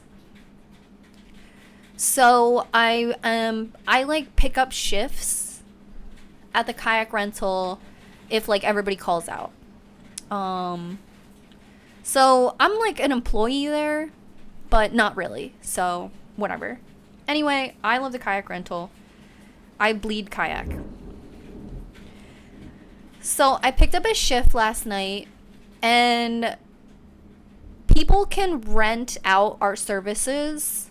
So we'll have groups, and sometimes it's like a group of teachers, or it's like a bachelorette party. I cannot tell you what the group was last night. Can't tell you. Don't know. Couldn't pick up the vibe. But the girl I worked with last night, her and I are thick as thieves, so perfect, great, beautiful night. Not the mortician guy. So really couldn't clock the group, but I love my coworker, so it didn't really matter. We were gonna get shit done. So we set everybody up in the kayaks and we disembark, and what we do is one person leads the group and then one person is behind the group. So usually, like, we'll ask, have you ever kayaked before? And the whole group was experienced. So she led the group forward and I hang at the back. And usually I hang at the back to, like, make sure everybody's going. Like, let's go. And then if anybody needs help, like, people say, yeah, I can kayak. And then you get on the water and they can't stop paddling in a circle. And you're like... So I had these two people in the back of the tour, and it was like a gay bestie and his girlfriend, and they were going really, really slow, but I could tell that, like, they worked together and they really just wanted to talk shit and relax. So I didn't want to rush them because I vibed them out, and I could tell. Like, they weren't inexperienced, they weren't clueless, they weren't going to drown, but they were going to go slow as fuck. But I was like, you know, if they had a nervous energy, I would feel differently, but they were very, like, really chill, like, stoner, just really fucking slow. So I was like, okay, I'm just gonna chill at the back of the tour, because you can't, like, go faster than them, because, I don't know, like, they weren't gonna fall out, but I can't just paddle faster than them. I can't leave them. So I'm chilling in the back, and I notice, plunk, like, rock. And I'm like, what the fuck? And I look over, and underneath this bridge, there's a group of people. I don't want to say kids, because I don't want you to think 8-year-olds. I want you to think, like, 19 to 22-year-olds. I want you to think that. I might say kids, but it wasn't babies. So I see, like, a plunk, and there was, like, this couple kayaking, and they kept stopping to take pictures, but the river has a current, so if you stop to take a picture, you, like, your boat keeps going, and it'll kind of spin your boat. So they would stop to take a picture, and then their boat would spin, and they would have to correct themselves. So I, like, made a mental note of them, and literally, plunk, a rock, like, right past the girl. So I was like, 2 times. I look under the bridge, and there's a bunch of kids just throwing fucking rocks. And it's not like a beachy river. The rocks are from a retaining wall. So, like, bricks. They're rocks. But let me show you, like, a retaining wall.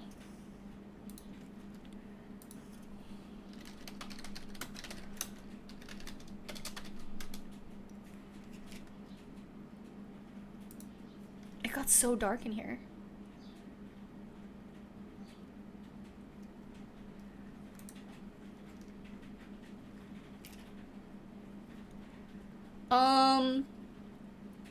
You might remember, I think this was, like, from, like, a protest or something.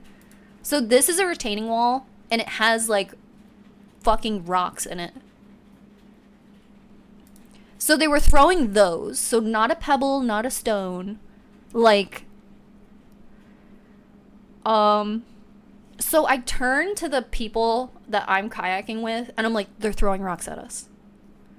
And I look at them, and the girl goes, what did she say? And I'm like, no. So I'm like, they're throwing rocks at us. Oh my God. And I feel like I'm being really dramatic, but I have 100% taken in what is happening, and 100% people are throwing rocks at us. 100%. They're just missing. But we're in the middle of the river, so they're not throwing rocks at us like this. They're throwing rocks at us like the Beast Titan. They're like this, like throwing rocks like this. I'm like, no, bitch. So I tell the people I'm kayaking with, we need to move it. And they don't. Girl, the information washes over them. I wish I could be so carefree.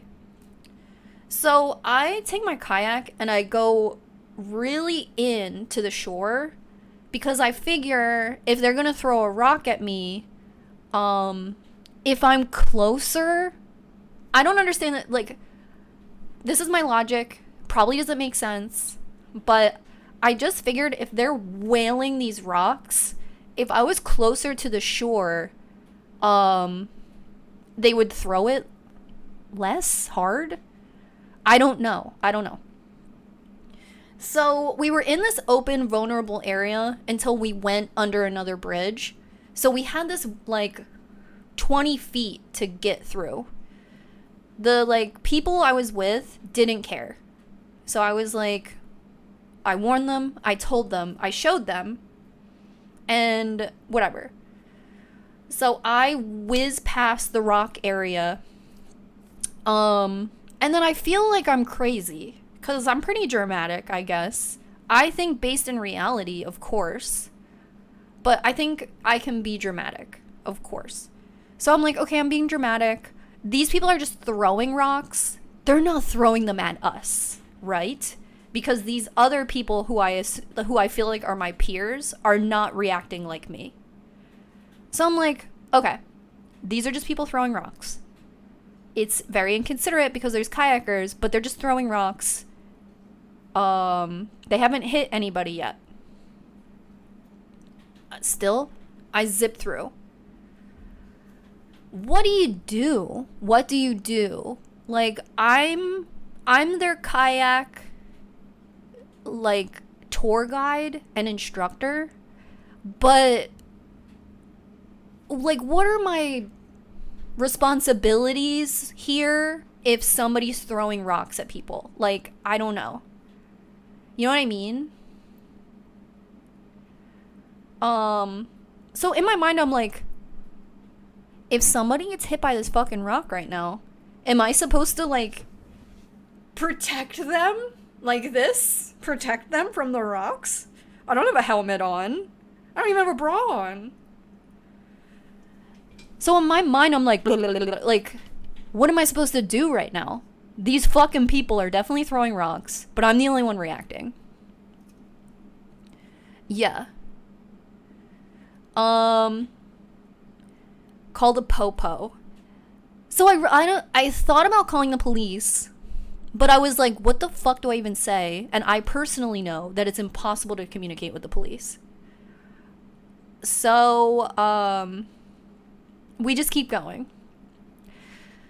We get to this point where we let everybody rest and drink water and, like, take pictures. Normally they, like, all hold on to each other's boats and kind of chat. So I link with the other tour guide, and I'm like, I'm not crazy. Did they throw rocks at you? And she was like, oh my god, yeah, the people throwing rocks, crazy. And I was like, no bigger reaction to rocks being thrown? Okay.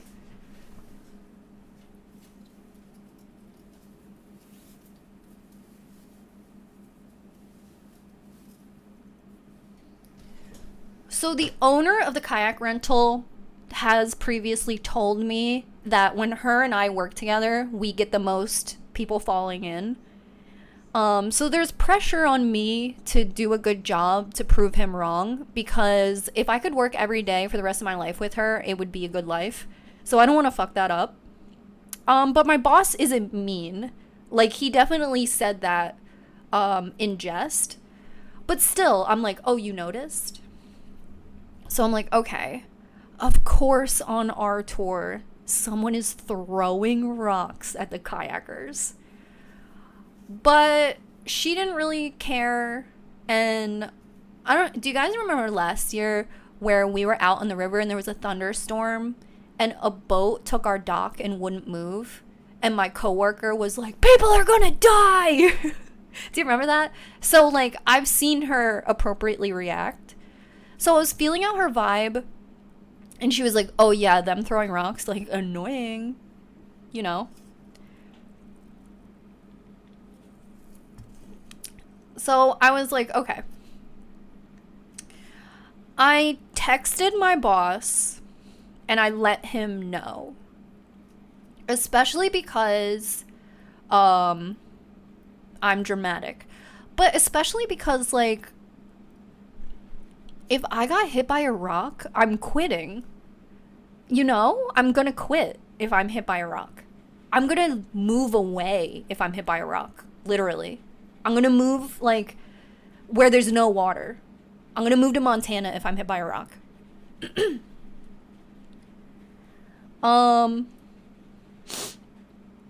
So I kind of like asked one or two people, like, were there people throwing rocks?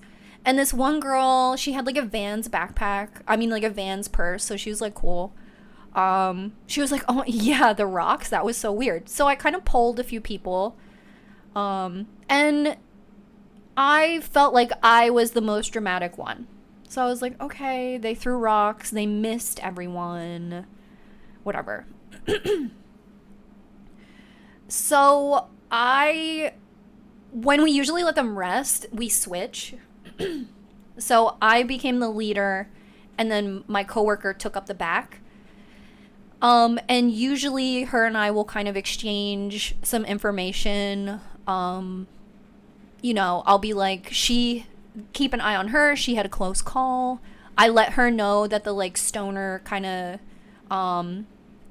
people could kayak. They were just really like living a very relaxed life.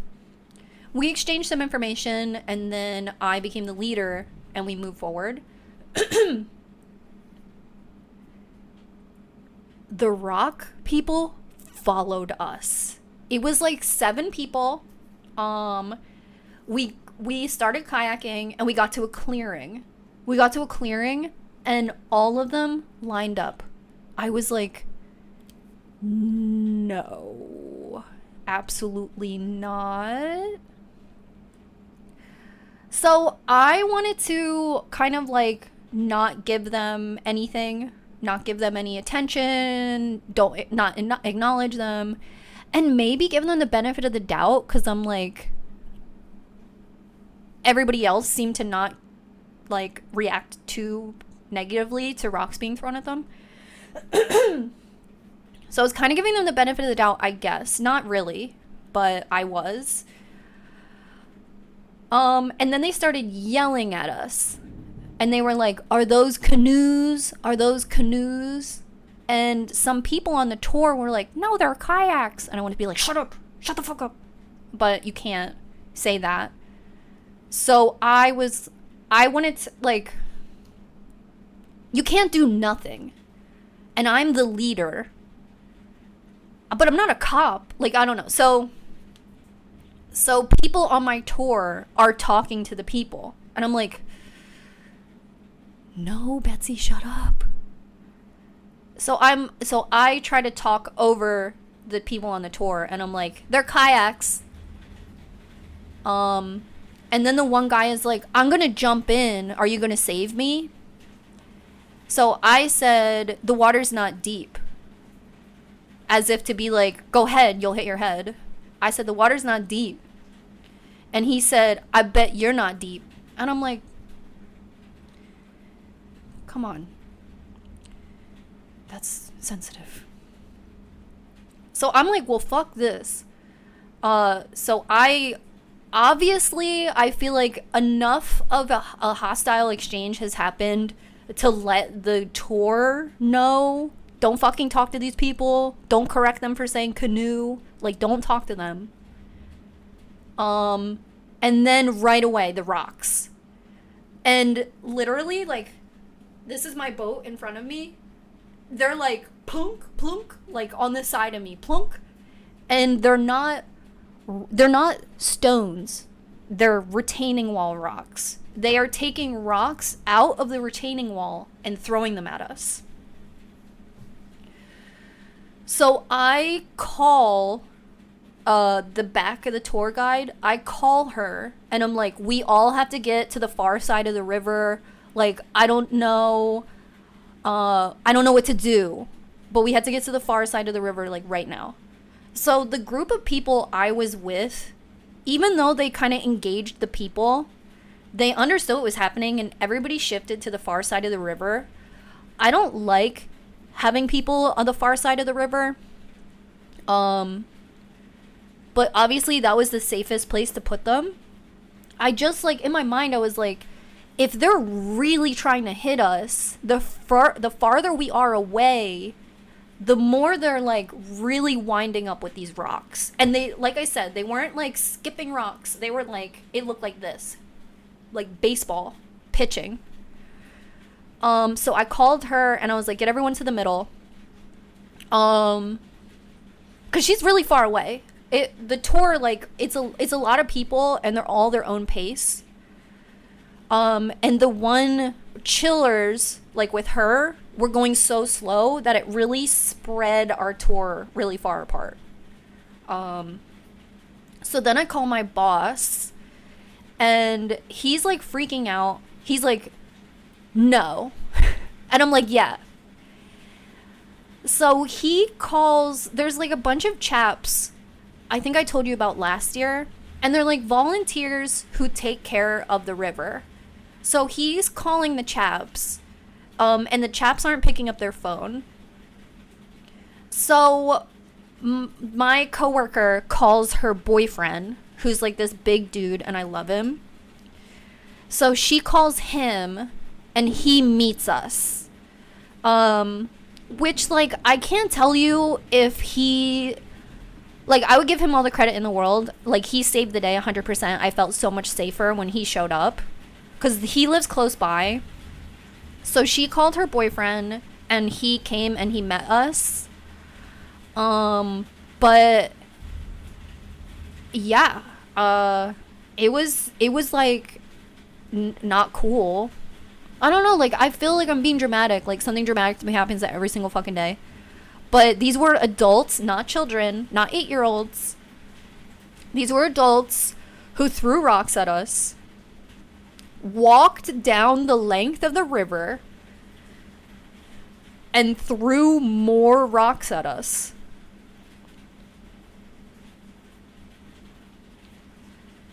So,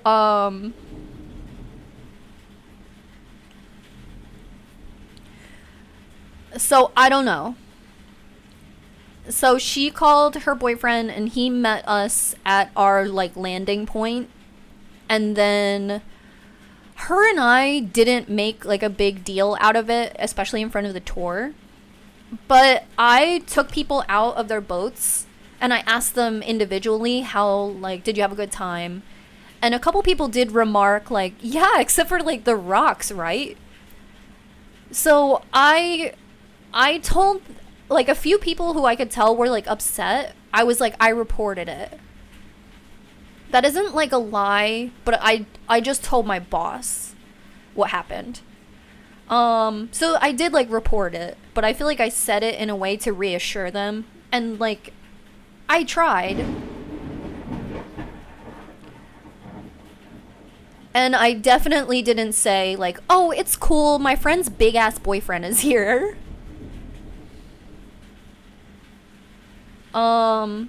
So I took everybody each individually out of their boats, asked how they were, and no one was as shooken up as me about the rock thing. They didn't hit anyone. So if you called the police, they would tell you that no crime was committed. I'm dead up. If you called the police, they would say, did anybody get hit? You would say no, and they would say, call back when someone gets hit. For real. But it's still really scary. And then, like, I knew her boyfriend was there, standing there with us, but we didn't say anything to, like, the tour. We got everybody out safe. Everybody was 100% safe. Everybody had a really nice time that I talked to. Even the people who mentioned the rock thing, you know, one guy had a Phillies hat on, so I feel like he understood, like, it was completely out of our control. Like, he's, like, a local. So, like, we got everybody home safe. Her boyfriend stayed with us until we were completely packed up, which was really nice. I got home completely safe, but, like, I tried to change, like, my, like, the way I looked a little bit. And this could be really dramatic, like, you know, don't clock me, but, like, I just, like, put up my hair so it just, like, looked a little bit different, because I had to go that way home. And, like, I don't know if I ran into them or not, because I was on my bike, so I was like, meow. Then when I got home, you know, John was like, you could have called me, I would have been there. So I felt really reassured. I said that I'll call him the next boyfriend favor we need. But then I called my boss to just like check in with him. I feel bad because, okay, this, this man just is trying to do something nice and have this like very unique business, and it's like a really unique experience to give to people, to like kayak in Philadelphia, which is a major urban city environment. To kayak in a city is like, arguably unique. So I call him and I'm like, I don't have any advice for you. I don't know what you're supposed to do in this situation. I don't have any protocol. Like, I don't know what we would do moving forward. Thank you, Boris.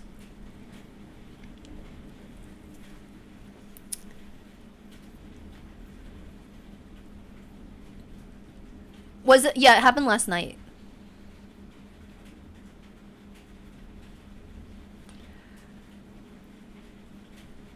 So like, yeah, I don't know what to do. I hate the idea that like this group of dickheads saw two young ladies like leading this tour and decided to mess with us. Like, that makes me so sad. And I'm just sick. I'm sick of this world where I feel like I need a chaperone, like a male chaperone all the time. And this isn't coming for her boyfriend. I felt a million times better when I knew he was on his way. You know what I mean? But like, I just feel so bad. Like, if my boss's solution to this problem is every tour has a boy on it, you know what I mean? Like, if you pretend you're my coworker, because you are. Everyone here is my coworker. That's a fact. What would we brainstorm? Somebody walks along the river the whole time during the tour.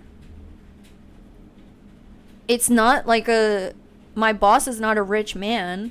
Like, I don't think we could pay another person.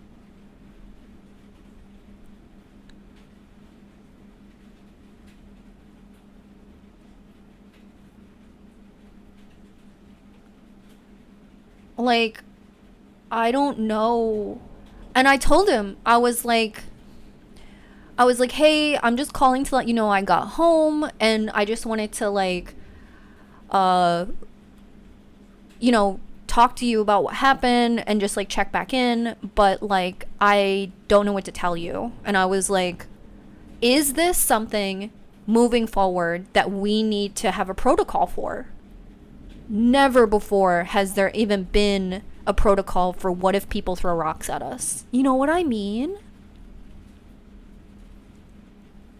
Sorry, I just arrived. Is this a story about kayak rock throwing Insta story? Yeah. Did I delete it? Because I also like felt bad for my boss. Like, I don't want people to feel like they're unsafe. Because we do so much to make people feel safe from like drowning. But rocks,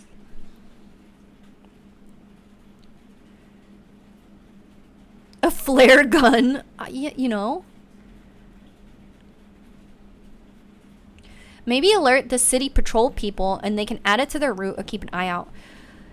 Yeah, so I think if I had to think about something, so I lately, just because it's the beginning of the season, I get to the kayak shed like an hour early or like an hour and a half early, and I bring a book. But for the most part, somebody stops and talks to me. I haven't even opened the book. So I was there early the other day, and I was talking to like a groundskeeper, and a cop rode by on a bicycle. And the cop was wearing white instead of blue. So when the cop rode by, out loud, I was like, what's white? Don't they usually wear blue? And he was like, oh yeah, like, I'm making this up. Oh yeah, usually the guy who rides by is Marty. I've never seen this guy. He must be new. So it was my understanding that, like, cops do patrol the area, but if I saw a cop coming and I was a dickhead, I would just briefly stop for a moment. Like, if they were throwing rocks and they saw a cop, they would just stop. You know what I mean? I'm like, what can the cop would have to, like, be everywhere, I feel. I've kind of thought that we should have walkie-talkies, but you ever feel like you're opening yourself up to worry by, like, worrying? You know what I mean? Like, if I made a big deal and I was like, we need walkie-talkies to be safer, then I'm also like, now I've got these walkie-talkies. How do I say this?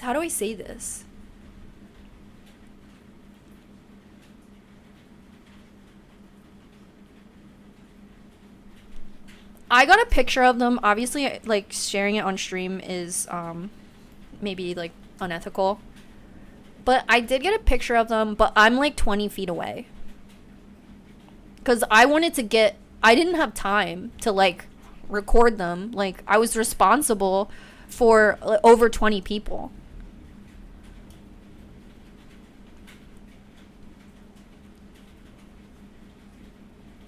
Preparing for the worst means you're expecting the worst to happen, yeah. Yeah, because I wanted walkie-talkies because last year we had this lady fall in twice on the same tour. And after she had fallen in so many times, she had filled her boat with so much water that it was unrecoverable.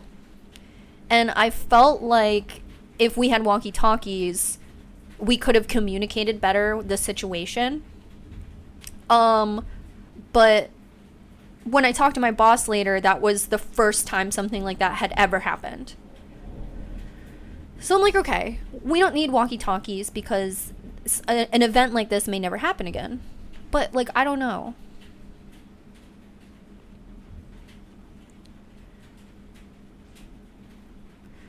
Right now, we use our phones. We call each other on the phone if something is happening. And there's rarely an emergency, so, like, I don't know. It's just kind of worked so far. But I'm thinking walkie-talkies.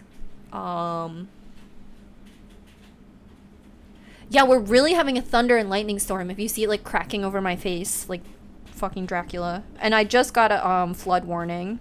I know Princess just warned us. Yeah, severe thunderstorm warning. If only her house caught on fire later.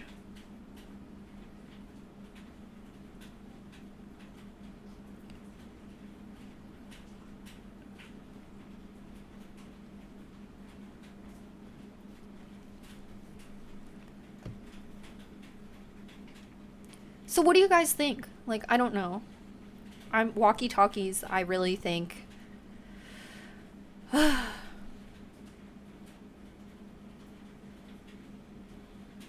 you smell smoke?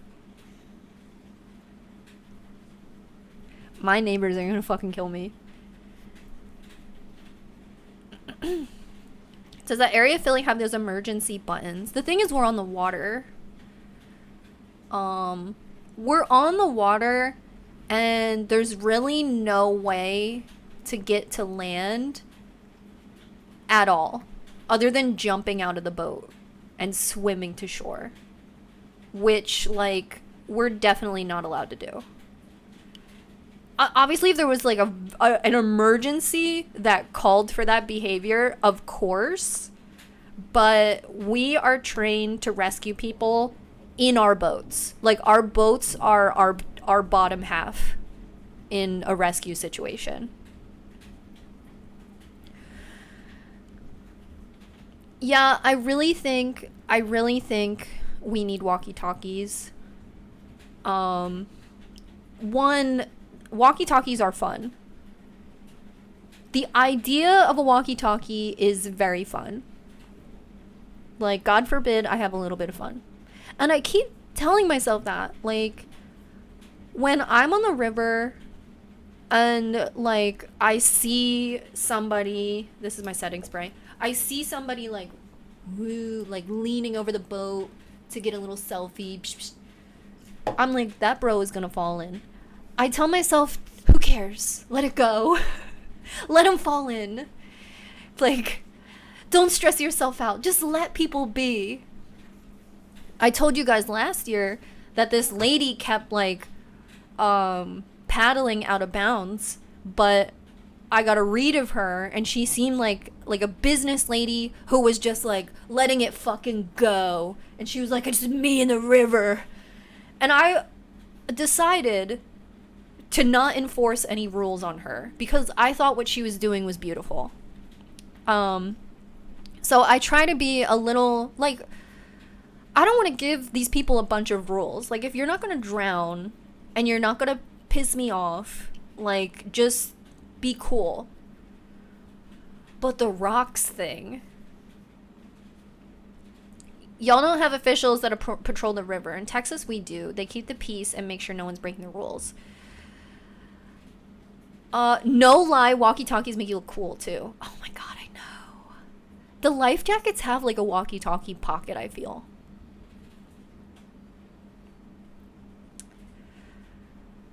No, we don't have people patrol the river unless, like, there's an emergency.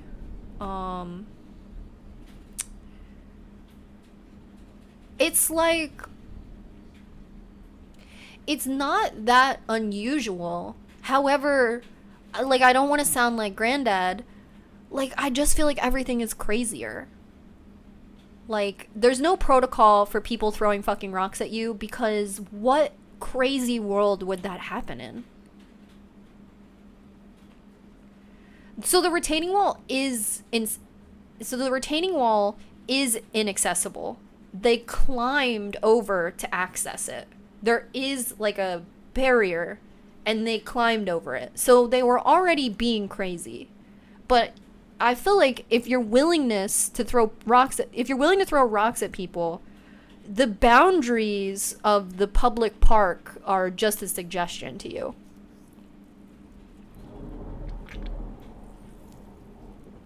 Please insert walkie-talkie noises. Yeah, in broad daylight. And when I came back, like, the first place they were throwing rocks, before they followed us, the first place they were throwing rocks, when I came back, they had fucked that whole thing up with, like, McDonald's trash, too.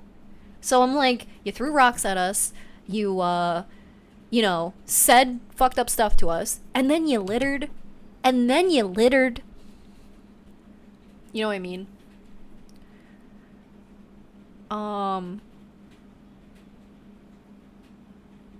Thank you. I'll take it. Eee, my back hurts too. Kayak, like, really beats me up too. Kayak fucks me up. I'm, like, out of shape. So the next day after Kayak, I usually rest. And then I woke up so fucking early because of the house fire. I can't stand anyone now. Nobody gives a fuck. It's really, really bad. And, like, at the beginning of the season, I was talking to my boss because I just hadn't seen him for a while. And I really admire him. Like, it's really easy to talk to him. He got me a Christmas present. Like, I really like him a lot. So I was talking to him at the beginning of the season. And we were just catching up. And I was like, you know, how, like, I know where he lives. So I was like, oh, how is insert neighborhood? And he was like, out of nowhere, it's just gotten really bad. Since COVID, we've been getting a lot of car break-ins. And, like, I don't want to be conspiracy theory, but I was like, this is a really nice, reasonable man, and I'm so surprised he's, like, saying this. I talk about the world, you know, being an overbearing place all the time. It's part of my personality. But I was really surprised to hear it from him. It's not the neighbor you're close with, right? No, like, it's someone else on my street.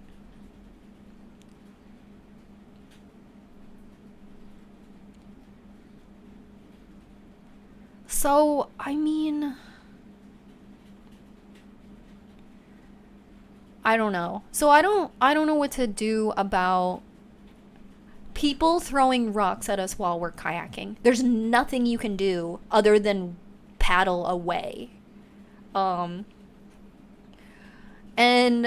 my coworker and I are experienced kayakers, but if somebody kayaks like once every 5 years, and you come up and you're like, we gotta go, they would shit themselves. Like, they're still a proficient kayaker, 100%. Once you learn how to kayak, as long as you don't fuck around, you're fine. You know, if it was your very first time kayaking and you just don't fuck around, you'll be fine. And I would trust you. The very first time I ever kayaked, the very, very first time, I said, I know how to kayak, and I was kind of right. I was fine. So that's why I know people lie to me. However, you're fine. But yeah, if all of a sudden you were kayaking for leisure and it was an emergency, so I don't know. Yeah, very antisocial behavior to throw rocks at the kayakers. Like, I know maybe we're weenies and kayaking is weenie behavior, but the rocks, like, maybe just call us weenies.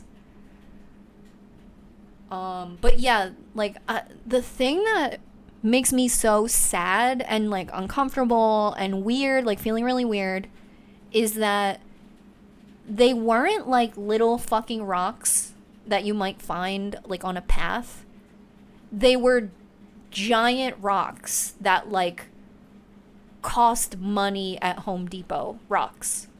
Like, really, really big rocks. When I first texted my boss, I thought they were throwing bricks at us. Like, my text message says people are throwing bricks at us.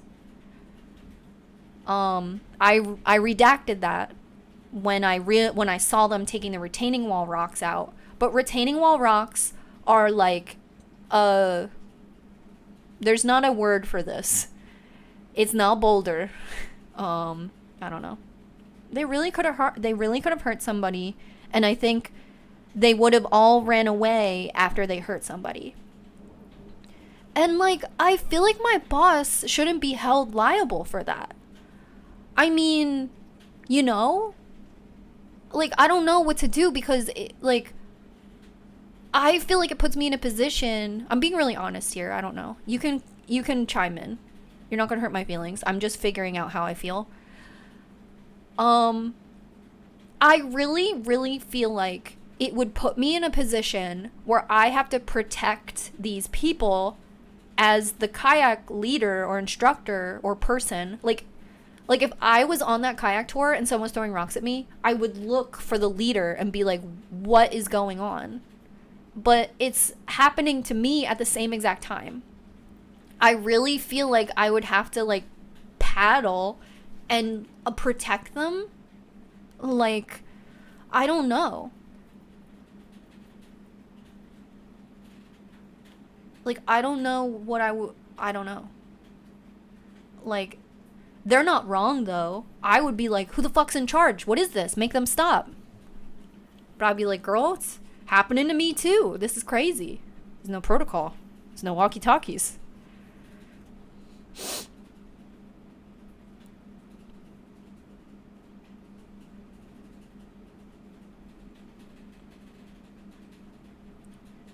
I don't know. Like, I really feel crazy. I really feel crazy about it. What is the protocol, though? I really don't know what the protocol would be. It's a sad world. It feels like a movie that takes place in the future or something, where people need to be monitored 24 hours a day. Because all of us are like, where was the security? Where were the police? And I'm like, we are in the privileged position right now that we aren't so guarded, and that this isn't a police state, and that our public parks aren't full of police. We should have the pleasure that our public spaces aren't policed. So it feels like a dystopian future where I'm like, where are the cops? Why am I being hit by rocks? Like, where are the police? When really it's the social structure. You know, people should be more socialized to not throw rocks at other people. And like, you know, God forbid it's on fucking TikTok next week. Like, for real. What was it for? It's someone with antisocial disorder who would say, oh, these weenies kayaking, fuck them. Let's hit them with rocks so they bleed.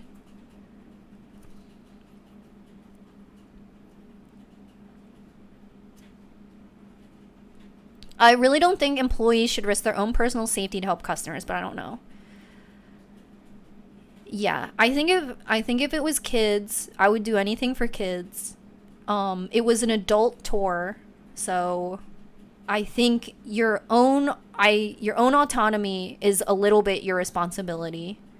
People, I will say, on the kayak tours, there are people who really surrender their entire experience to me, and I'm like, you have to paddle. You have to paddle. you have to wear your life jacket. Because we'll be kayaking and people are like, where's the bathroom? And I'm like, you're fucking serious?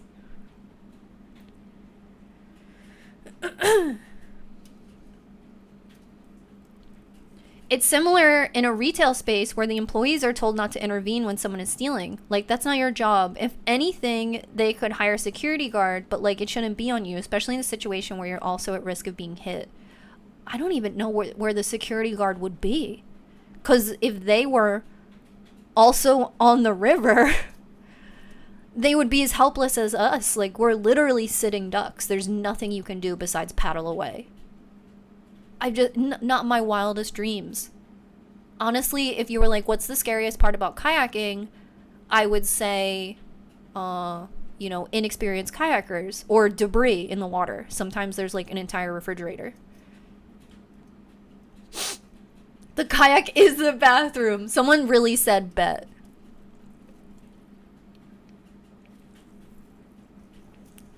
They do sign waivers to go on the kayaks.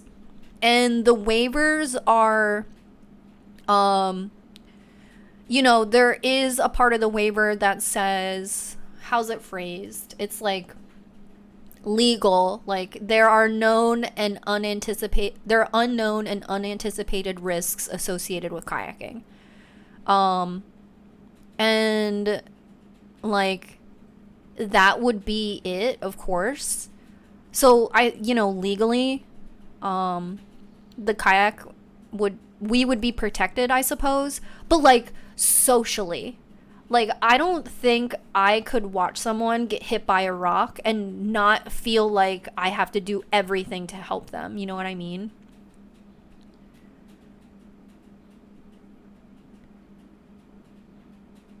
Pokey, hey. If you walkie-talkie the security guard who sits at the start of the route, would they be able to get to you quickly enough on foot? So, I know the groundskeepers have golf carts. I don't know, man. I thought about it all night. We have first aid kits. So, yeah, if someone got hurt, if someone was hit by the rock, of course, but I would call an ambulance. I wouldn't goof around. I would call everybody. I would call police, ambulance, fire truck, FBI. We do have first aid kits if like something happened. Like, a girl got a splinter last night. That's kind of the extent of what I would service before calling an ambulance.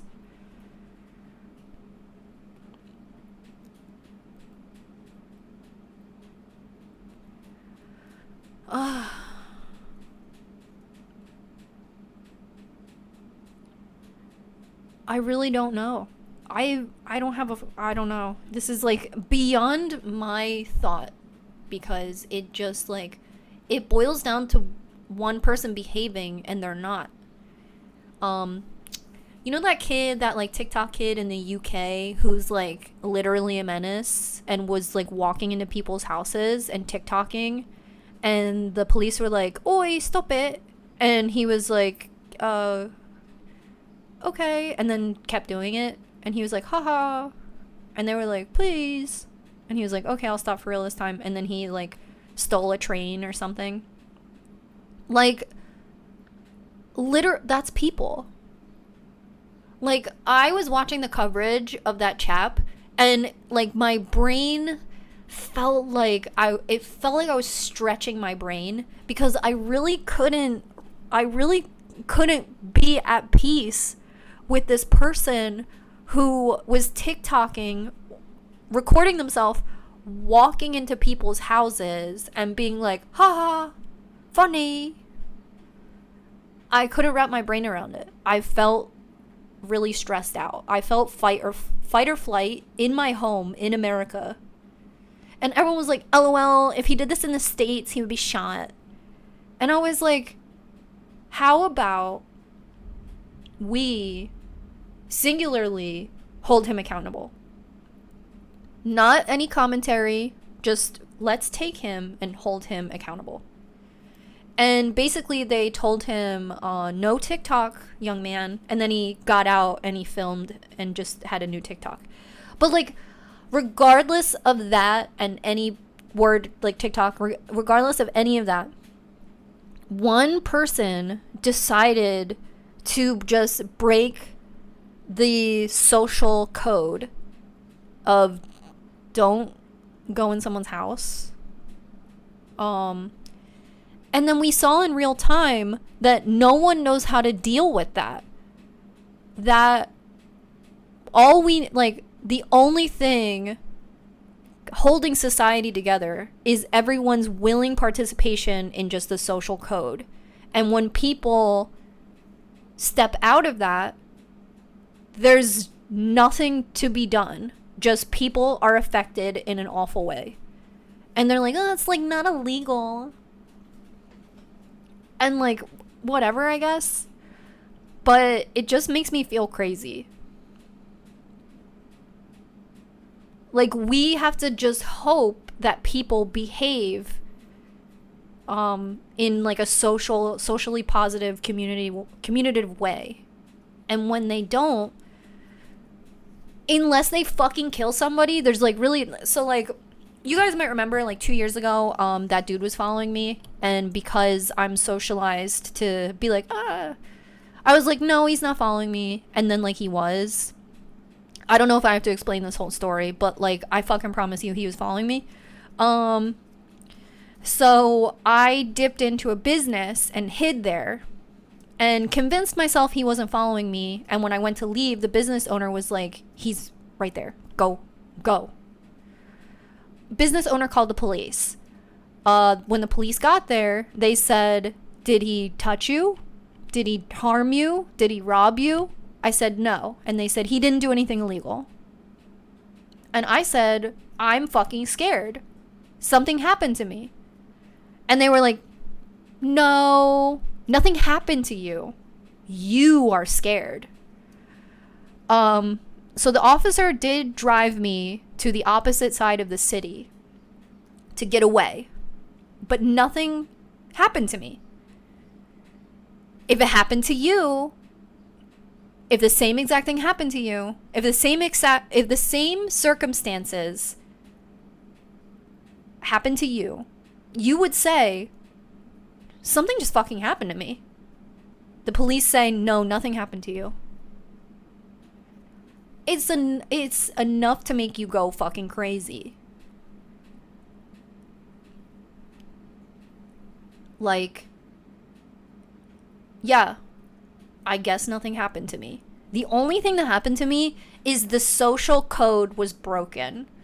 The code where you don't follow a lady for like 9 blocks and then wait for her outside of a business that social code was broken, but it's not.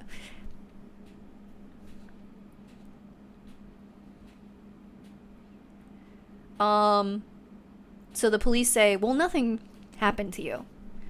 When that guy dressed up like a utility worker tried to get in my house, when I called the police came and they said, did you let him in the house? And I said, no.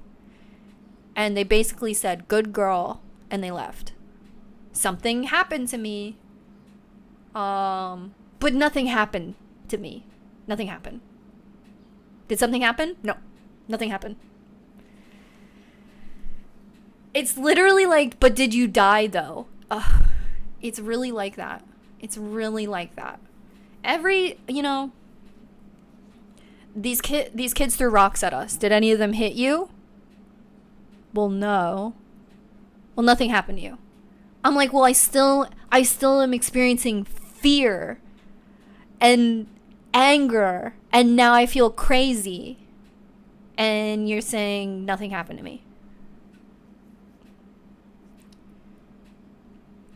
Just lie and say yes. Then you become an unreliable witness at your court case, and they throw it all out.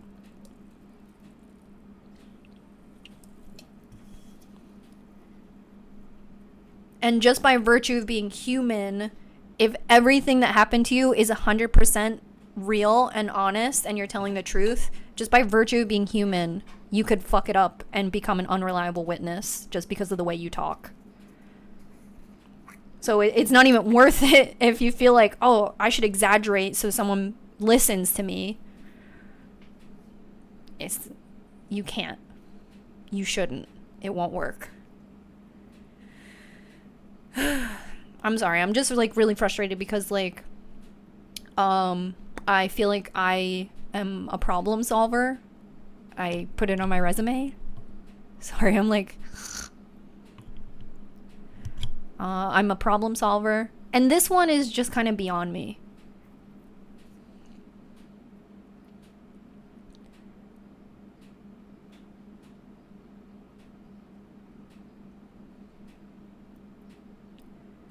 We're here to listen and support you, Q. No sorry needed. Thank you. I'm just like, and I hear you guys, and you're going through the same things, and I'm just like, what do we do?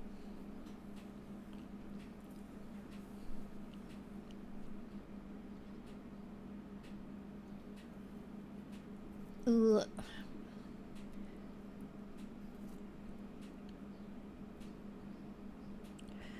Yeah. And like, I will admit that I follow some radical people online.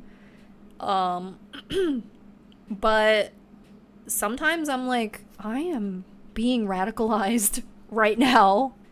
'Cause what the fuck?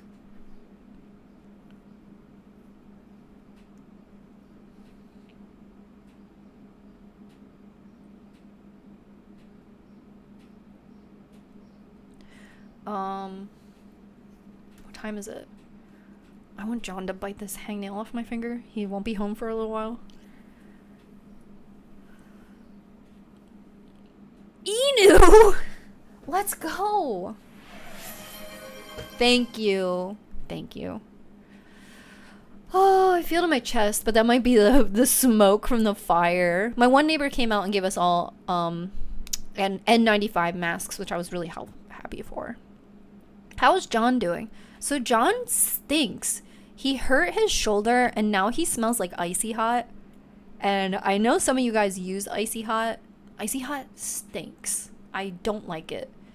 And I can tell like what room he's been in from the lingering Icy Hot.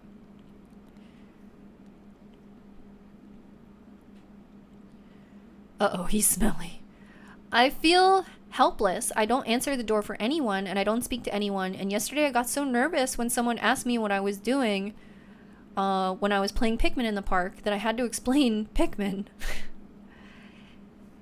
It's really like that. Like, and I worry, there's a lack of third space. There's a lack of us coming together to communicate. There's a lack of community. And at the same time, I see the other side of the coin and it's like, I feel scared to go outside. I feel scared to meet people. Like, I feel scared to meet new people. I feel scared to go to the event. So I'm like, every time I feel bad or blame myself, like, you guys remember I had the hardest time trying to go to that concert because they changed the time and made it much later. And I had this whole just like nervous breakdown because I just could not be outside that late. And I tried to work through it. I had like a fucking month to mentally prepare for it, and I couldn't do it. And I was like, I wanted this so badly, but I was too scared. And I'm at a point where you literally can't tell me and a lot of you guys that there's nothing to be scared of because we have firsthand experienced harm. It's no longer like, oh, in the 80s, my aunt, was beat up by a stranger. It's not that. It's last weekend, somebody put something in my drink. It's that. It's very close to home. I am a 90s baby, and you might have the same experience where I would walk everywhere and my mom would say, oh, people are watching you. They're learning your route. They're learning your route home. They're learning your schedule. Like, you got to watch out. So our mom said that shit because of like 2 kids in the 80s who were kidnapped, like dead up. It's like full fucking fledged now. It's not our mom who watched a cold case file. It's our roommate. It's our friend. It's us. It's like, it's not 2 people removed anymore. It's happening to us. It's like, and I'm not trying to fearmonger. I think all of us, those of you that I communicate with daily, I think that we're all really well-adjusted people who do the best we can. Like, I really get that feeling from us. So I'm really not trying to make you guys scared. I'm trying to like just like put into words how I feel, because I don't know how I feel really.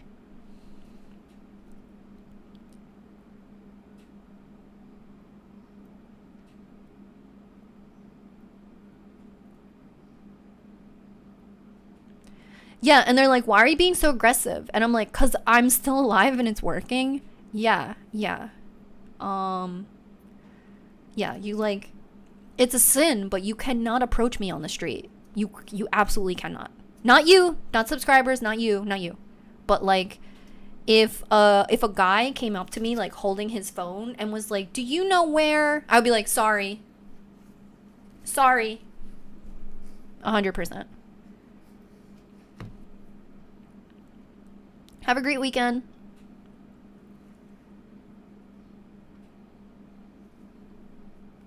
Yeah, it's funny. Amy, like, I was in town and I looked up at this building that's like under construction, and just like, because it's under construction, it like grabbed my attention. And I was like, oh, I never noticed how ornate this one building is. And John's like, oh, that building's 100 years old. And I was like, when I was little, my mom taught me not to look up because, like, aloof, like, victim, like, tourists look up. So my mom would say, never look up. Always look like you know where you're going. So I was literally like, I've never looked up at that building as like a coping mechanism. Like, and like, my mom is crazy, but I don't think she's far off, because check this, look at this. It's a little bit like, yeah, I'm about to take that bitch's purse. What is she looking at? You know what I mean?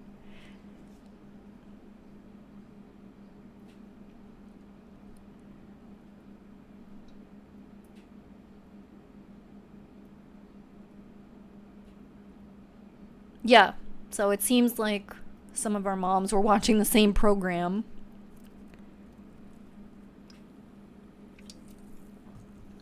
This happened 2 days ago. Like, I swear. I was like, I've never looked up at that building.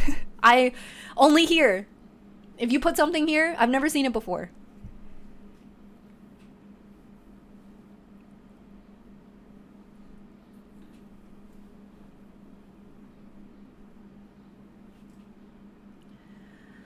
Oh.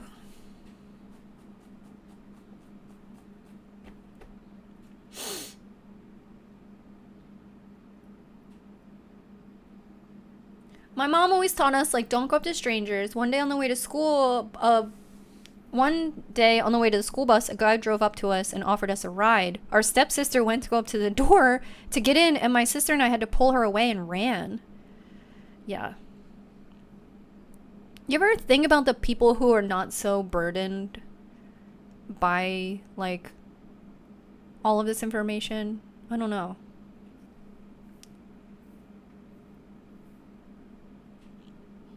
Me pre-walkie-talkie versus me post-walkie-talkie.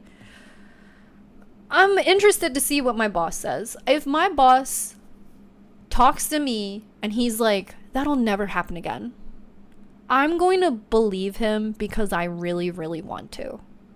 I really want to believe that I'm not living a life where kayaking on the river puts me at risk of, like, becoming a victim of a violent crime. For real. I just, like, have to tell myself that won't happen again. 'Cause then what's left to life? You know what I mean?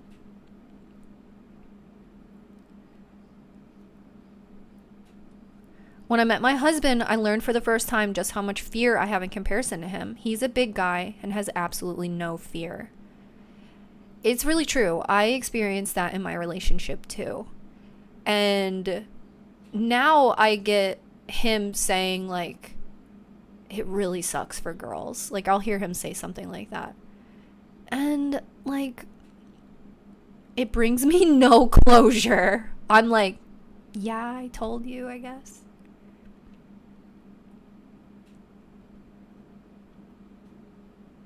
As a man, I fear other men. Yeah.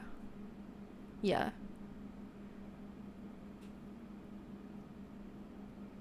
It's true. And, like, Justine, my best friend, her boyfriend is a giant guy too. And there are times where we're both like, can he come? Like, I'm getting protection from other boyfriends. It's like a network of boyfriends that I feel safe around. Or, like, we've talked about this on stream, if you need to get something done, you bring your boyfriend.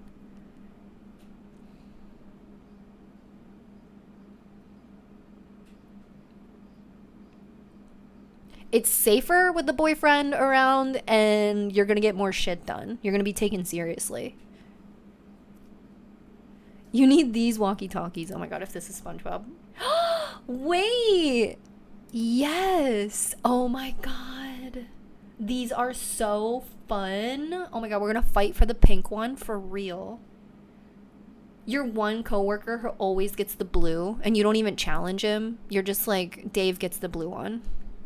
Don't even fight it, girl. Just pick the yellow one. Dave is going to end up with the blue one.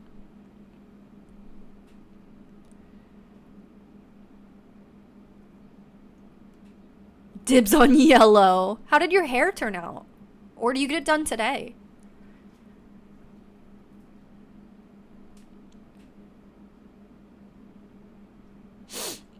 Yeah, girl.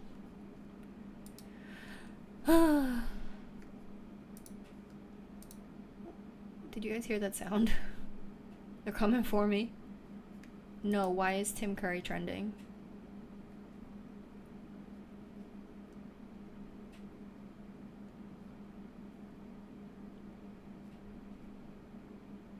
Okay. Is he okay? Why is Tim Curry trending? Okay, don't worry. Tim Curry is trending because he's awesome. Girl.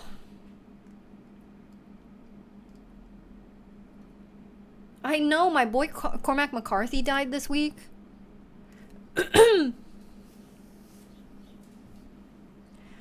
Yes, Cormac McCarthy passed away. He passed away of natural causes because he was an old man. Um, so we can all read The Road and talk about him in past tense, Mr. Cormac. Check out my bookcase, by the way. My top row is finished. You guys got me Bone from my wish list. I thank you so much.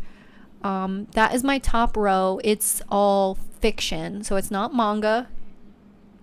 It's really like all Margaret Atwood and Cormac McCarthy. I'm so surprised that at this point in my life, those are the authors I like, and I don't even like them that much. I have my own beef with Maggie Addy and Cormac.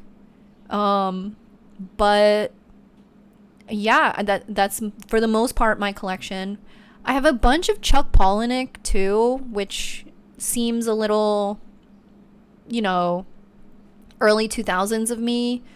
And I know that like the worst bros possible have kind of taken Fight Club for their own. But I also have a bunch of Chuck Palahniuk's books. What's the beef? What's my beef with Cormac? With Maggie? I keep reading Margaret Atwood books that are 100% my interest, like to a T, absolutely my favorite book, and I don't like them. That's my beef with Margaret Atwood. What am I reading? God, I'm reading that fucking book that I can't pronounce too. I'm reading like Ratchet and Clank. What the fuck is that book?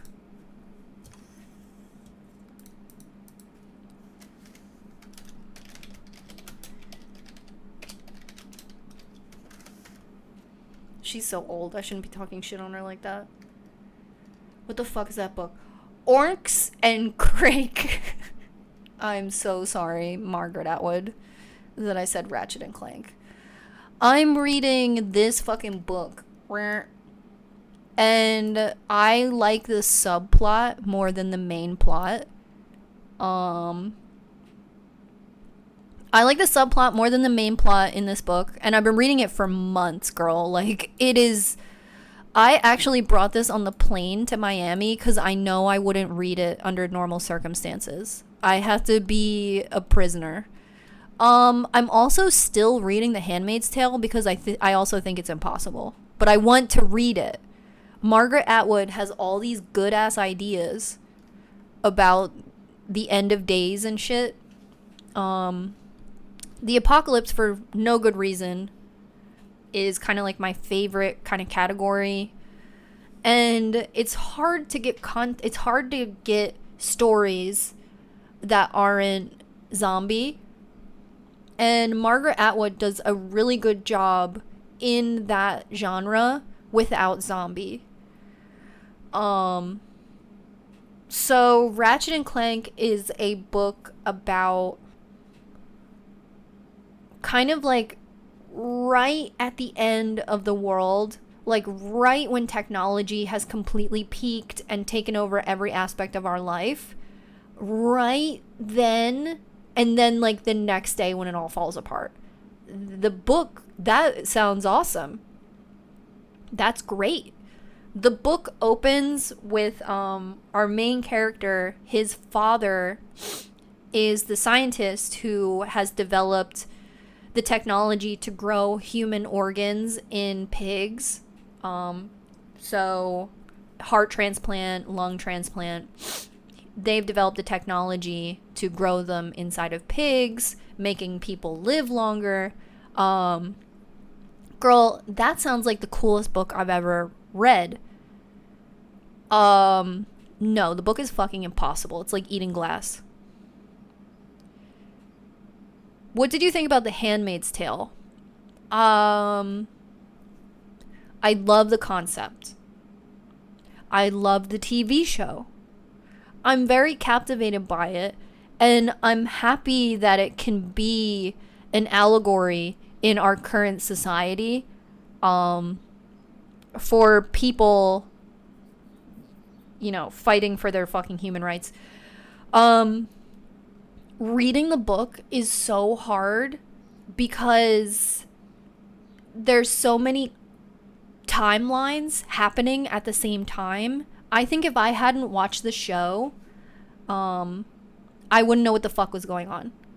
Because it'll skip from, like, really far away, like, oh, I was 6 years old. And then it'll be current time. And then it'll be 2 months ago. And then it'll be yesterday. And then it'll be now in, like, 2 pages. And I'm like, Maggie, love you, girl. I don't have any brain cells. So, I had a hard time reading it because it was everywhere. So, like, really, if I hadn't watched the TV show, I would have had a really hard time reading it. And John's dad is an anthropology professor, and he roasted the shit out of me for saying that.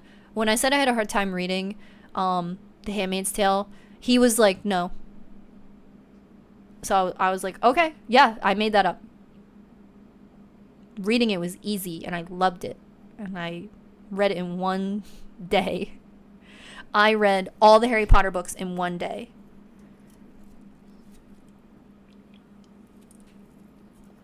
That's my beef with Margaret Atwood. She's writing all the books I want to read, and I have a hard time reading her books.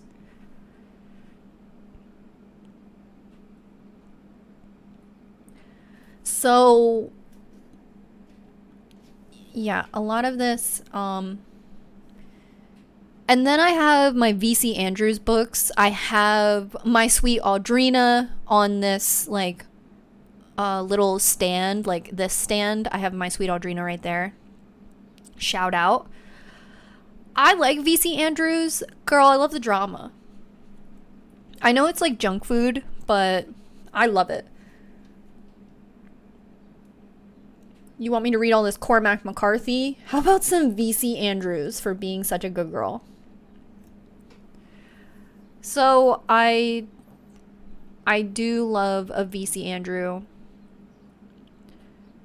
I don't know. I'm like, is my bookshelf embarrassing? Is this not a smart, intellectual woman here? I guess not. Who cares? A little bit I was feeling self-conscious. But...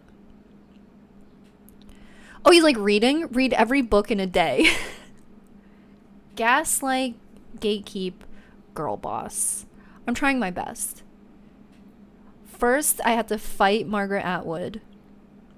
And then I had to tell everybody I had a really easy time reading her books. I read them in 2 seconds. I didn't even need to read them. What else? I talked about this on Instagram, but these are all my Over the Garden Wall comics. I need to look up online how many there's supposed to be. I have 5. Are there 5? And my Game Boy. That's my fiction part of my bookshelf. I have like I have shelves downstairs too, so I'll just put my other books there. My other VC Andrews books. Are we reading Orphan together, girls? That's what I really need to do. I need to reset and read some fucking smut. Have you finished Girl on the Shore?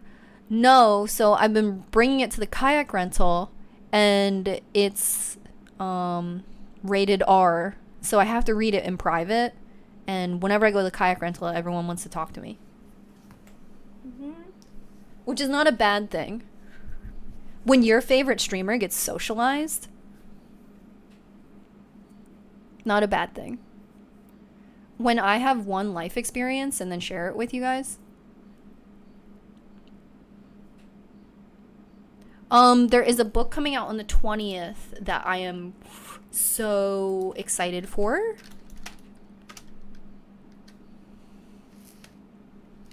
It is a manhwa, a Korean manga. Oh my god, is stream down? Because my browser isn't loading. Have I been talking to no one for 4 hours?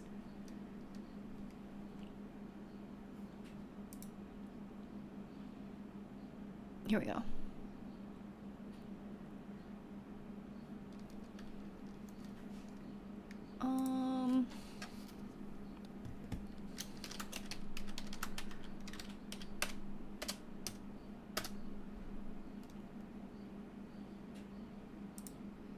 Oh, it's called how do you guys say it? Manhwa?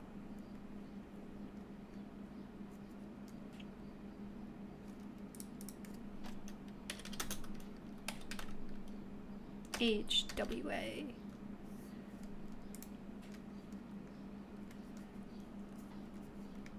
I'm gonna close some of my tabs so you guys don't freak out. I'm a tabbed browser.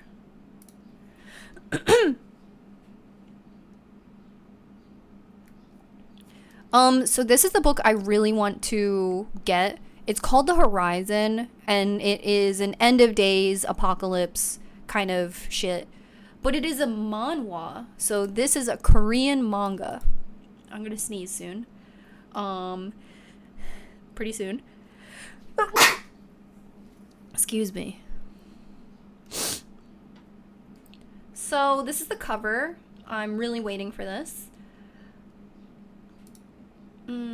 A world where everything has been lost, a boy and a girl alone together. A spark of hope kindled between them. All they can do is move forward. But against broken adults and devastating despair, how long will it take? How long will they be able to keep going? Find out in this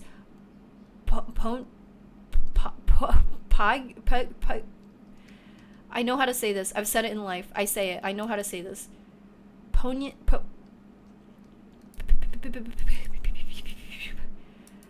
Tale from J.H., author of the acclaimed Korean comic The Boxer. God damn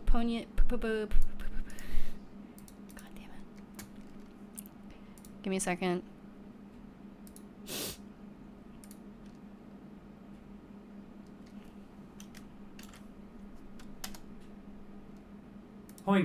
Poignant. Fucking.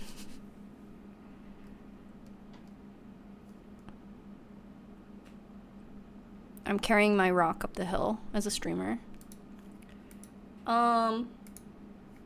Anyway, I heard some people who got early access to this. I heard somebody say it was like The Road if The Road was about a brother and a sister. So fuck me up. I can't wait to get this. If you pre-ordered it like 2 months ago, it was $13.99. It's gone up $2. I think that this is gonna be a big one. I feel like we might get this in Barnes & Noble. And there's a Barnes & Noble near me that puts all their early releases out, like, once they show up to the store, girl. So the thing about manhwa is it's full color. Is that cool? Do we want that? Full color. Every page is color.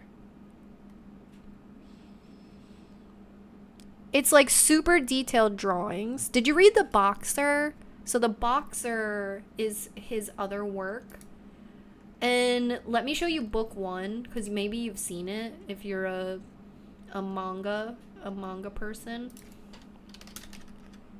I've seen this book everywhere. I've seen this everywhere.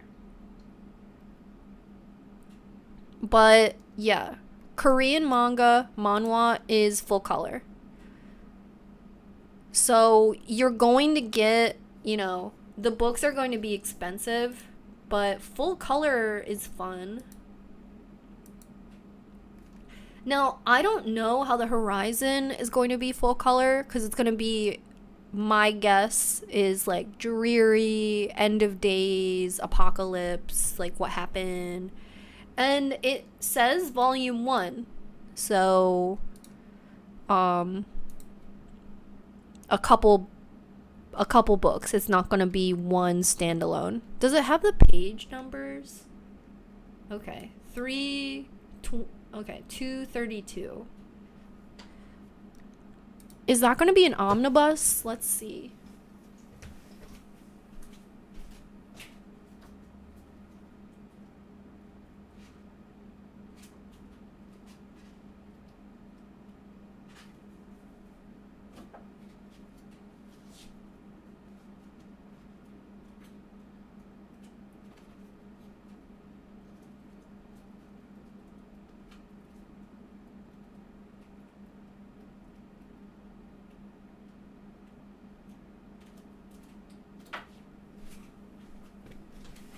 No, that's like just standard. That Chainsaw Man has that many pages. Okay, so that's not even omnibus. This is just going to be one manga, but it's full color, so it costs $20. I cry.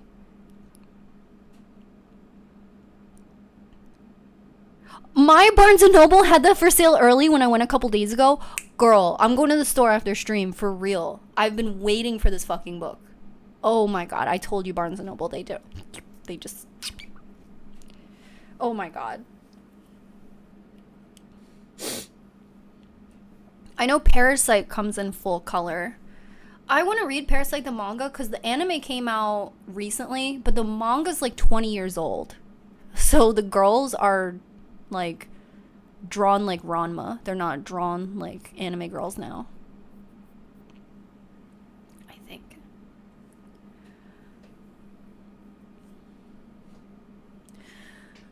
Oh, I am getting that book, girl. I need a little something.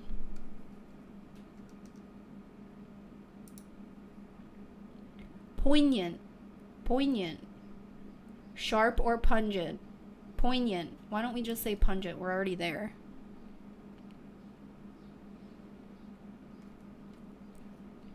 Poignant. I'm dead. I had things to talk about on stream today, and I just can't even remember them because I am becoming radicalized by my society at large. Poignant can mean important too. Ponyo. Did anybody go to Ghibli Fest? I think it was Kiki's delivery service. Did you guys go see Kiki's?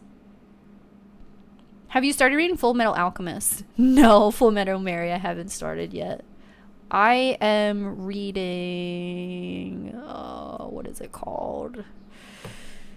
It's called Generic Romance. It's called, Kowloon City. I haven't finished that yet.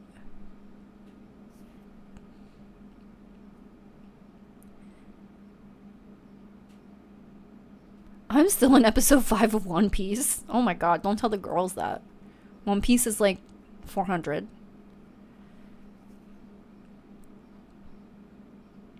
I saw the live Spirited Away, but the theater closed and now I gotta drive 2 hours for any others. Oh my god.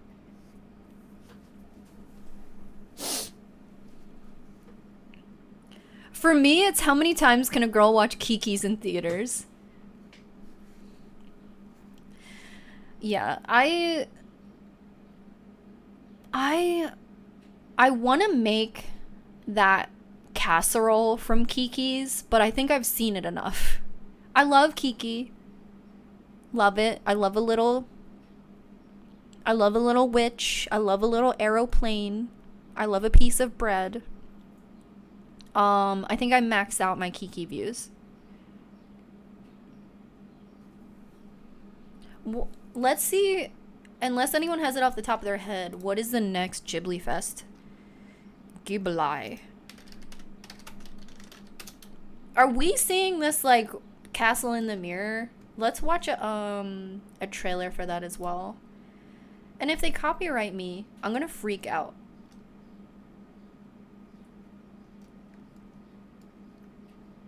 I feel like... I think from that smoke earlier. I feel it right here.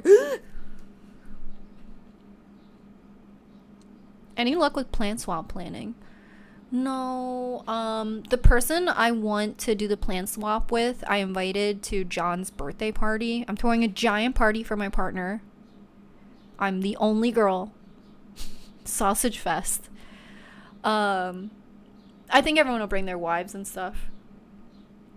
But I've been inviting people to John's party. I'm so happy to have a purpose. Nausicaa is next.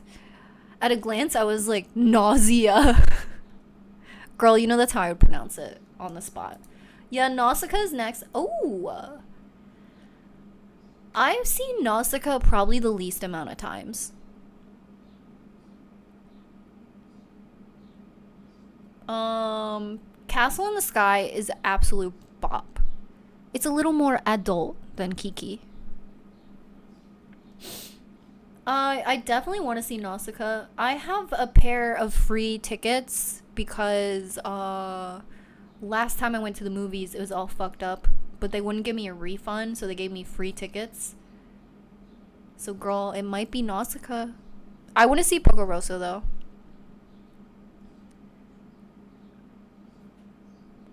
And these are the ones that already happened. I think I saw some of you guys go see Ponyo. I'm full. I couldn't have another bite.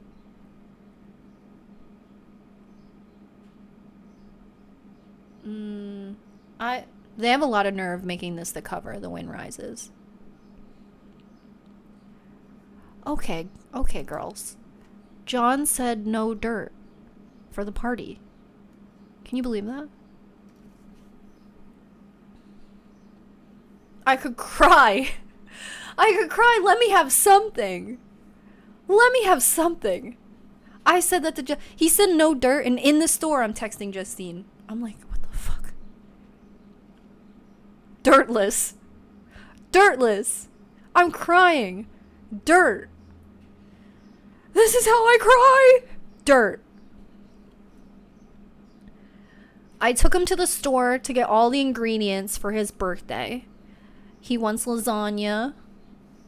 Okay. We got all this shit for lasagna. Even during the recession, I didn't even say anything very cheap. A little bit, but I dialed it back. Then we got to the dessert aisle. And John likes spice cake. And, you know, this year I'm doing cupcakes. I think cupcakes are going to be a huge slay. Because I usually do a cake. And you have to slice it. And you have to have a plate and a fork. And no one wants any cake. I swear to God, no one had any cake last year. I think because of just it being the virtue of it being a cake. No one wants a hunk of something. So I said I'm gonna do cupcakes this year. God damn it. And yeah, a little bit is because I decorate the cakes every year and they're heinous crimes. But just eat the cake. Eat the cake that I decorate and make a big deal out of it. I don't ask for anything else. 364 days of the year, I am just quietly sitting in a chair. One day a year, make a big deal out of my fucking heinous cake. So, okay. So this year I'm doing cupcakes. And years previous, people said, I don't want to eat spice cake. But that's John's favorite cake. And okay, he's a chai guy. Anyway, so I'm doing cupcakes this year. So we went to the aisle that had spice cake, and the pudding is there. And I was like, what pudding should I get? And he said that he didn't want dirt at his party. He said it was too much of a fuss. Okay, Justine and I made all the dirt, and we're really dramatic. But that isn't a good indicator of our stress level. Okay, let's see what Brady Crocker has for us, Mary. Oh. Let's fucking go. There's only one picture of him.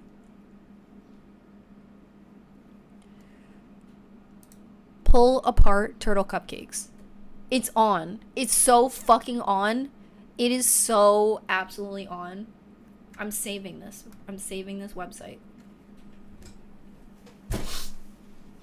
Ow. It is so fucking crazy on. There's absolutely no way I'm not making this. I don't have green. What did I get? I got white. Bro, I'm putting a piece of green in it. We're making green. Oh my god. Honestly, though, if you throw a party, it's your party. If you throw a party, you can put just, you know, you get to entertain yourself with the little things that you do.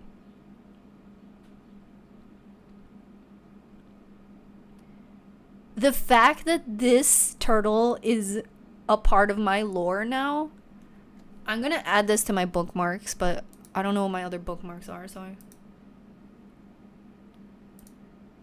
okay, it didn't show anything private. My bookmarks aren't private, I just, you know. There's only one picture of it. This is the only reference you get. Other than that, it's targeted ads. 4 stars, get over it. Are there other cupcake cakes?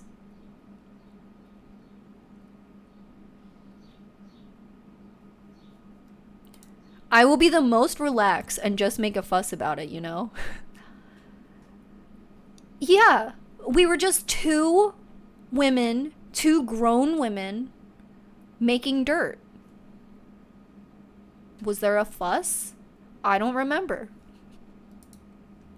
No, there wasn't. We communicated silently. Oh, that website doesn't work. It says timeout. It says timeout.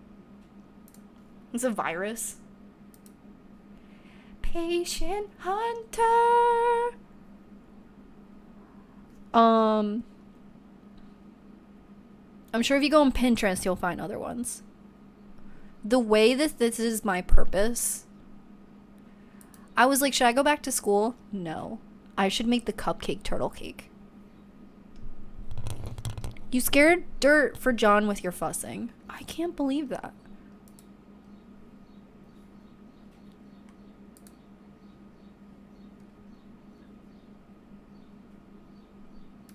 Nine years ago? 9 years ago? Hi, I'm Lori Galman. Kids love turtles.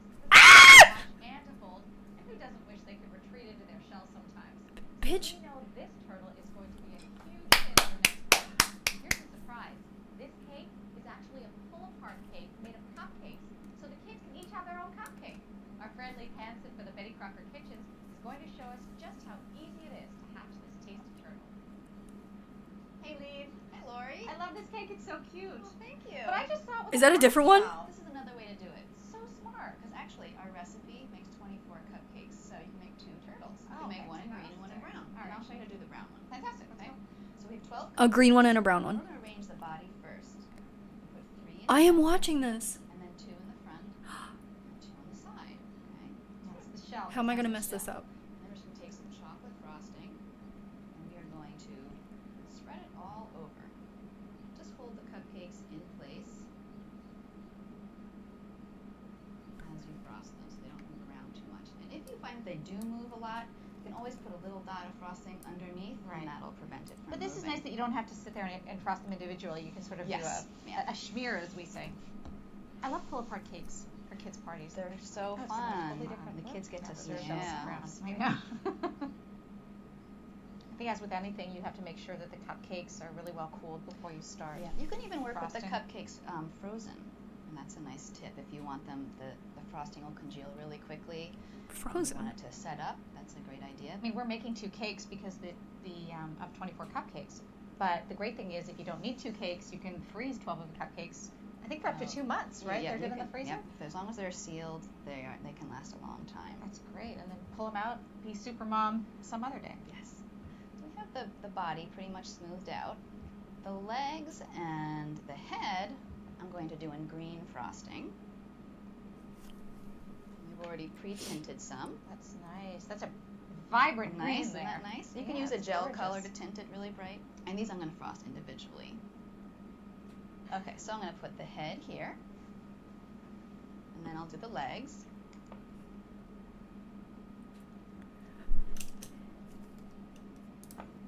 He created a monster by saying no dirt. No dirt? Okay. Okay. I have found a completely new avenue. No dirt. Wonderful. That's completely fine. Okay, and one leg gets inserted here. So I put a nice dollop on top. I turn the cupcake in my hand, almost like it's on a turntable. It makes it really easy to frost. I come around the sides and spin it in your hand. It's a good amount of frosting too. Yeah. I know my daughter loves the frosting more than the cupcake part. My son too. He won't even eat the cake. Is that right? My other daughter Loves will. frosting. I eat the cake, he eats the frosting. So the next step is you can see that the shell kind of isn't rounded where the legs meet. So I put some extra chocolate frosting into a freezer bag, and I'm just gonna sort of round out the shell, just where the legs are, not where the head is, and then just fill in, and then we'll smooth it out.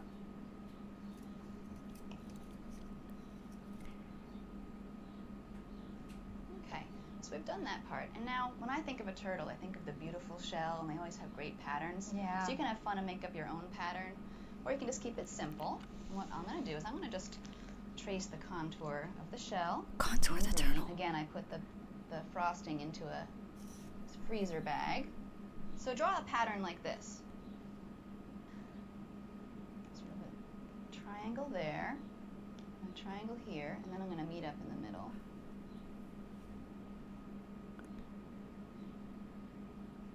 He's gonna be begging for dirt next year. And then pull out from there. So Lori, maybe you can help me out, and we're going to put on a face. Oh, I'd love to. Okay. We're going to get candy-coated chocolate eyes. You can tilt them back a little bit. That gives it a little dimension. Oh, cool. And then you can get two little mini candies for the nostrils. Okay. Okay, one there. Okay, and then a smile. Ah! That's licorice string. Big Pull apart. smile. He's a happy turtle. There we And go. the last step is just to pipe on a little accent on the eye. And you can just use the same chocolate frosting. Wait, we forgot the tail. Oh, good, thanks. Glad you remembered. Basically, that's just a little licorice that's colored. And we're going to trim it. A little angle on the tip. And put it right into the last cupcake in the back there. He's done. Perfect. Smiley guys right there. That looks gorgeous. Amazing. Thanks, that there's Lori. You actually get 2 cakes from it. Thanks, Lee. Thanks, Lori. For more recipe videos, visit lifemadedelicious.ca.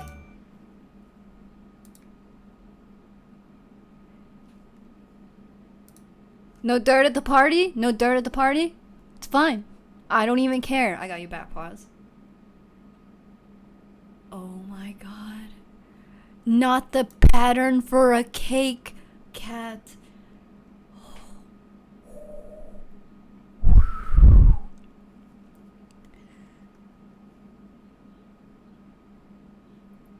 Oh my god.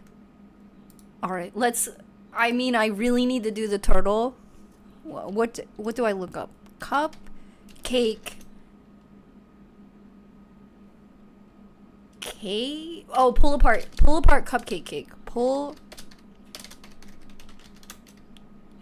cup cake.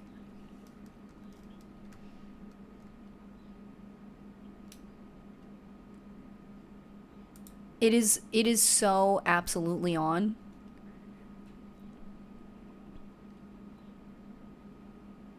No worms, no dirt, no problem. We have cupcakes.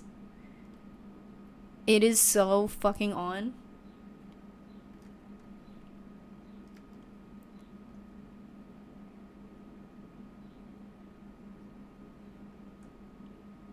Look at the fucking duck. This will be for my meetup. I really want to have a quicken prom. The cow? The sideways udder icing? This looks fucking delicious. Does this make it bigger? I think it doesn't. kind of. Yo, all the moms are making this shit. The fucking cow? Hello? Wait, John's theme, though, for his birthday was I can be your angel or your devil. Now, does Turtle fit in there? Yeah, maybe. Look, he's dirty. The dirt will happen. Bro, but I think Oreo with spice cake will be rancid. Oh, you better shut up. You better shut the fuck up.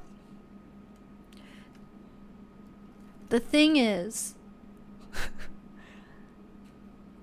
when he told me I couldn't have dirt at the party, I said, okay, I'm gonna make it anyway. Now I... Jesse with the comment, look at all these fine people making also the horse girl cake.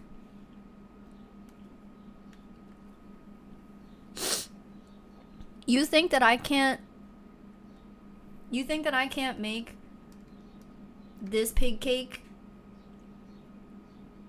and not make a huge fuss or even a bigger fuss? You think I can't freak out because of a turtle?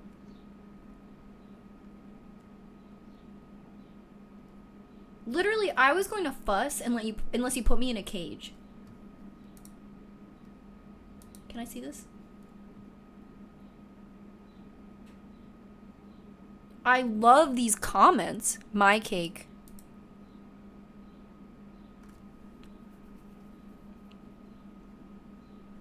Two turtles. One is an angel, one is a devil. It's happening.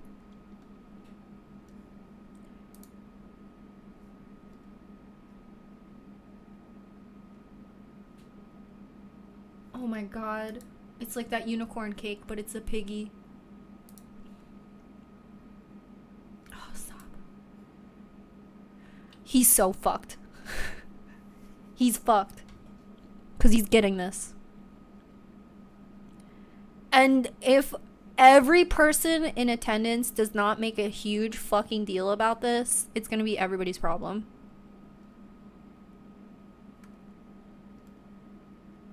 Monique said, look, mine has a fucking first place ribbon, bitch. Oh my god. The tractor? Be for fucking real. The yak? Oh my god, Jeffree Star.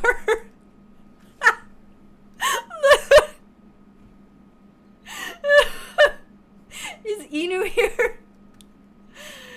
Okay. We won't do yak. Oh, you're fucked. You're done. Can you do like a cat dog style animal with angel and a devil? Yeah. It's gonna be one fine day with a wolf and a purr. And it's gonna be my whole personality for weeks. I think I'm like on a subdivision here of barnyard animals. Yeah, I am.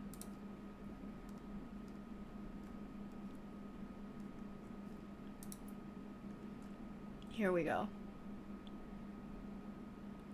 100 free pull-apart cake templates.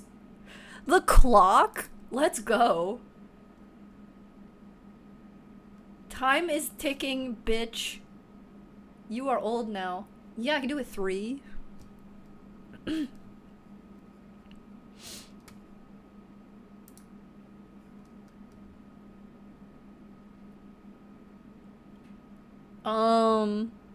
Pyramid. It took me to just like a no, didn't work page. I got you full. Oh. Mary, that goes so fucking crazy. Oh. Imagine being 90. There's no way. What 90-year-old is like... This much fondant would kill an 80-year-old.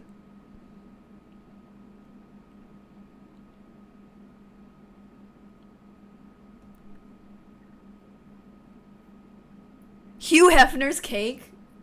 This is Florrie's cake. She can be your angel or your devil. This cake creator went crazy. Oh yeah. Oh yeah. Here I am. Virus. Time for a virus. Oh. Oh, he's so fucked, dude. He's so fucked. It's done. It's over.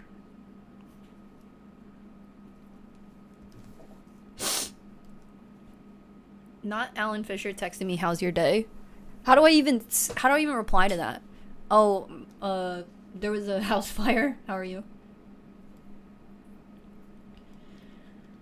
Congratulations, Ethan. No. The thing about this pull-apart cake, though, is... I don't see the cupcakes.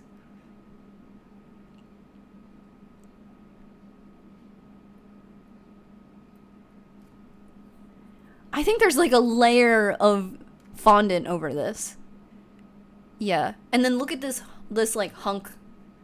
This hunk back here. Imagine you get this cupcake. It's this tall. Absolutely not. How do we make this? How do we make this? I'm...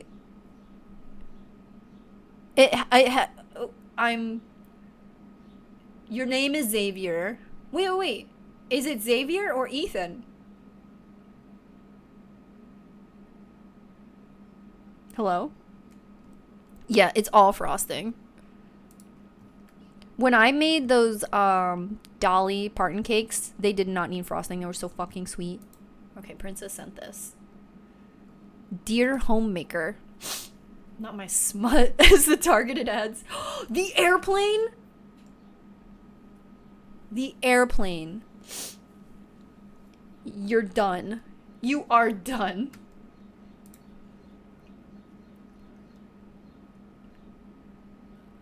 Honestly, I think I'm crazy enough to pull off the Spider-Man cake. I like that it doesn't try to be too round. It's just trying its best.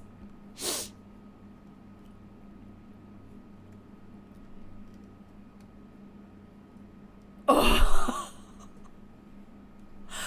Yo, we about to do a Dear Daniel cake? Honestly, we're doing the Hello Kitty cake. It's 100% happening. I like the strawberry too. It's kind of my energy. The strawberry is me trying my best and everyone is like, yeah. Quack, I shared a ghost that almost goes with the angel devil theme. We're definitely doing the ghost. We're definitely doing the Hello Kitty cake. We're definitely doing the ghost. You know what? It's kind of canon because I got him a Hello Kitty toaster.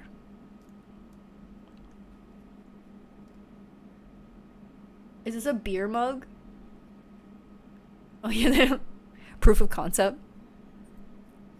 I'm dead. I'm dead in the ground. Him! Okay, let me click on the ghost. I got you here. It's on. It is so on. Could do this with cookies too for a school Halloween party. Karen, go off. It's so fucking on. We really opened a can of worms here. I said, hey, everybody. No dirt. You guys said, hold my beer.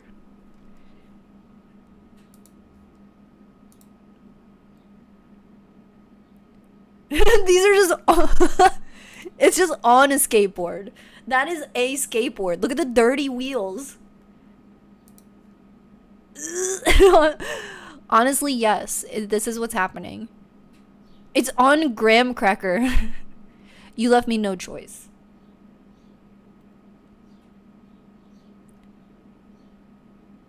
Oh. You left me no choice. I got you, Mel. Hold on. Oh my god. It's on. It's so fucking on. Your one friend eats that?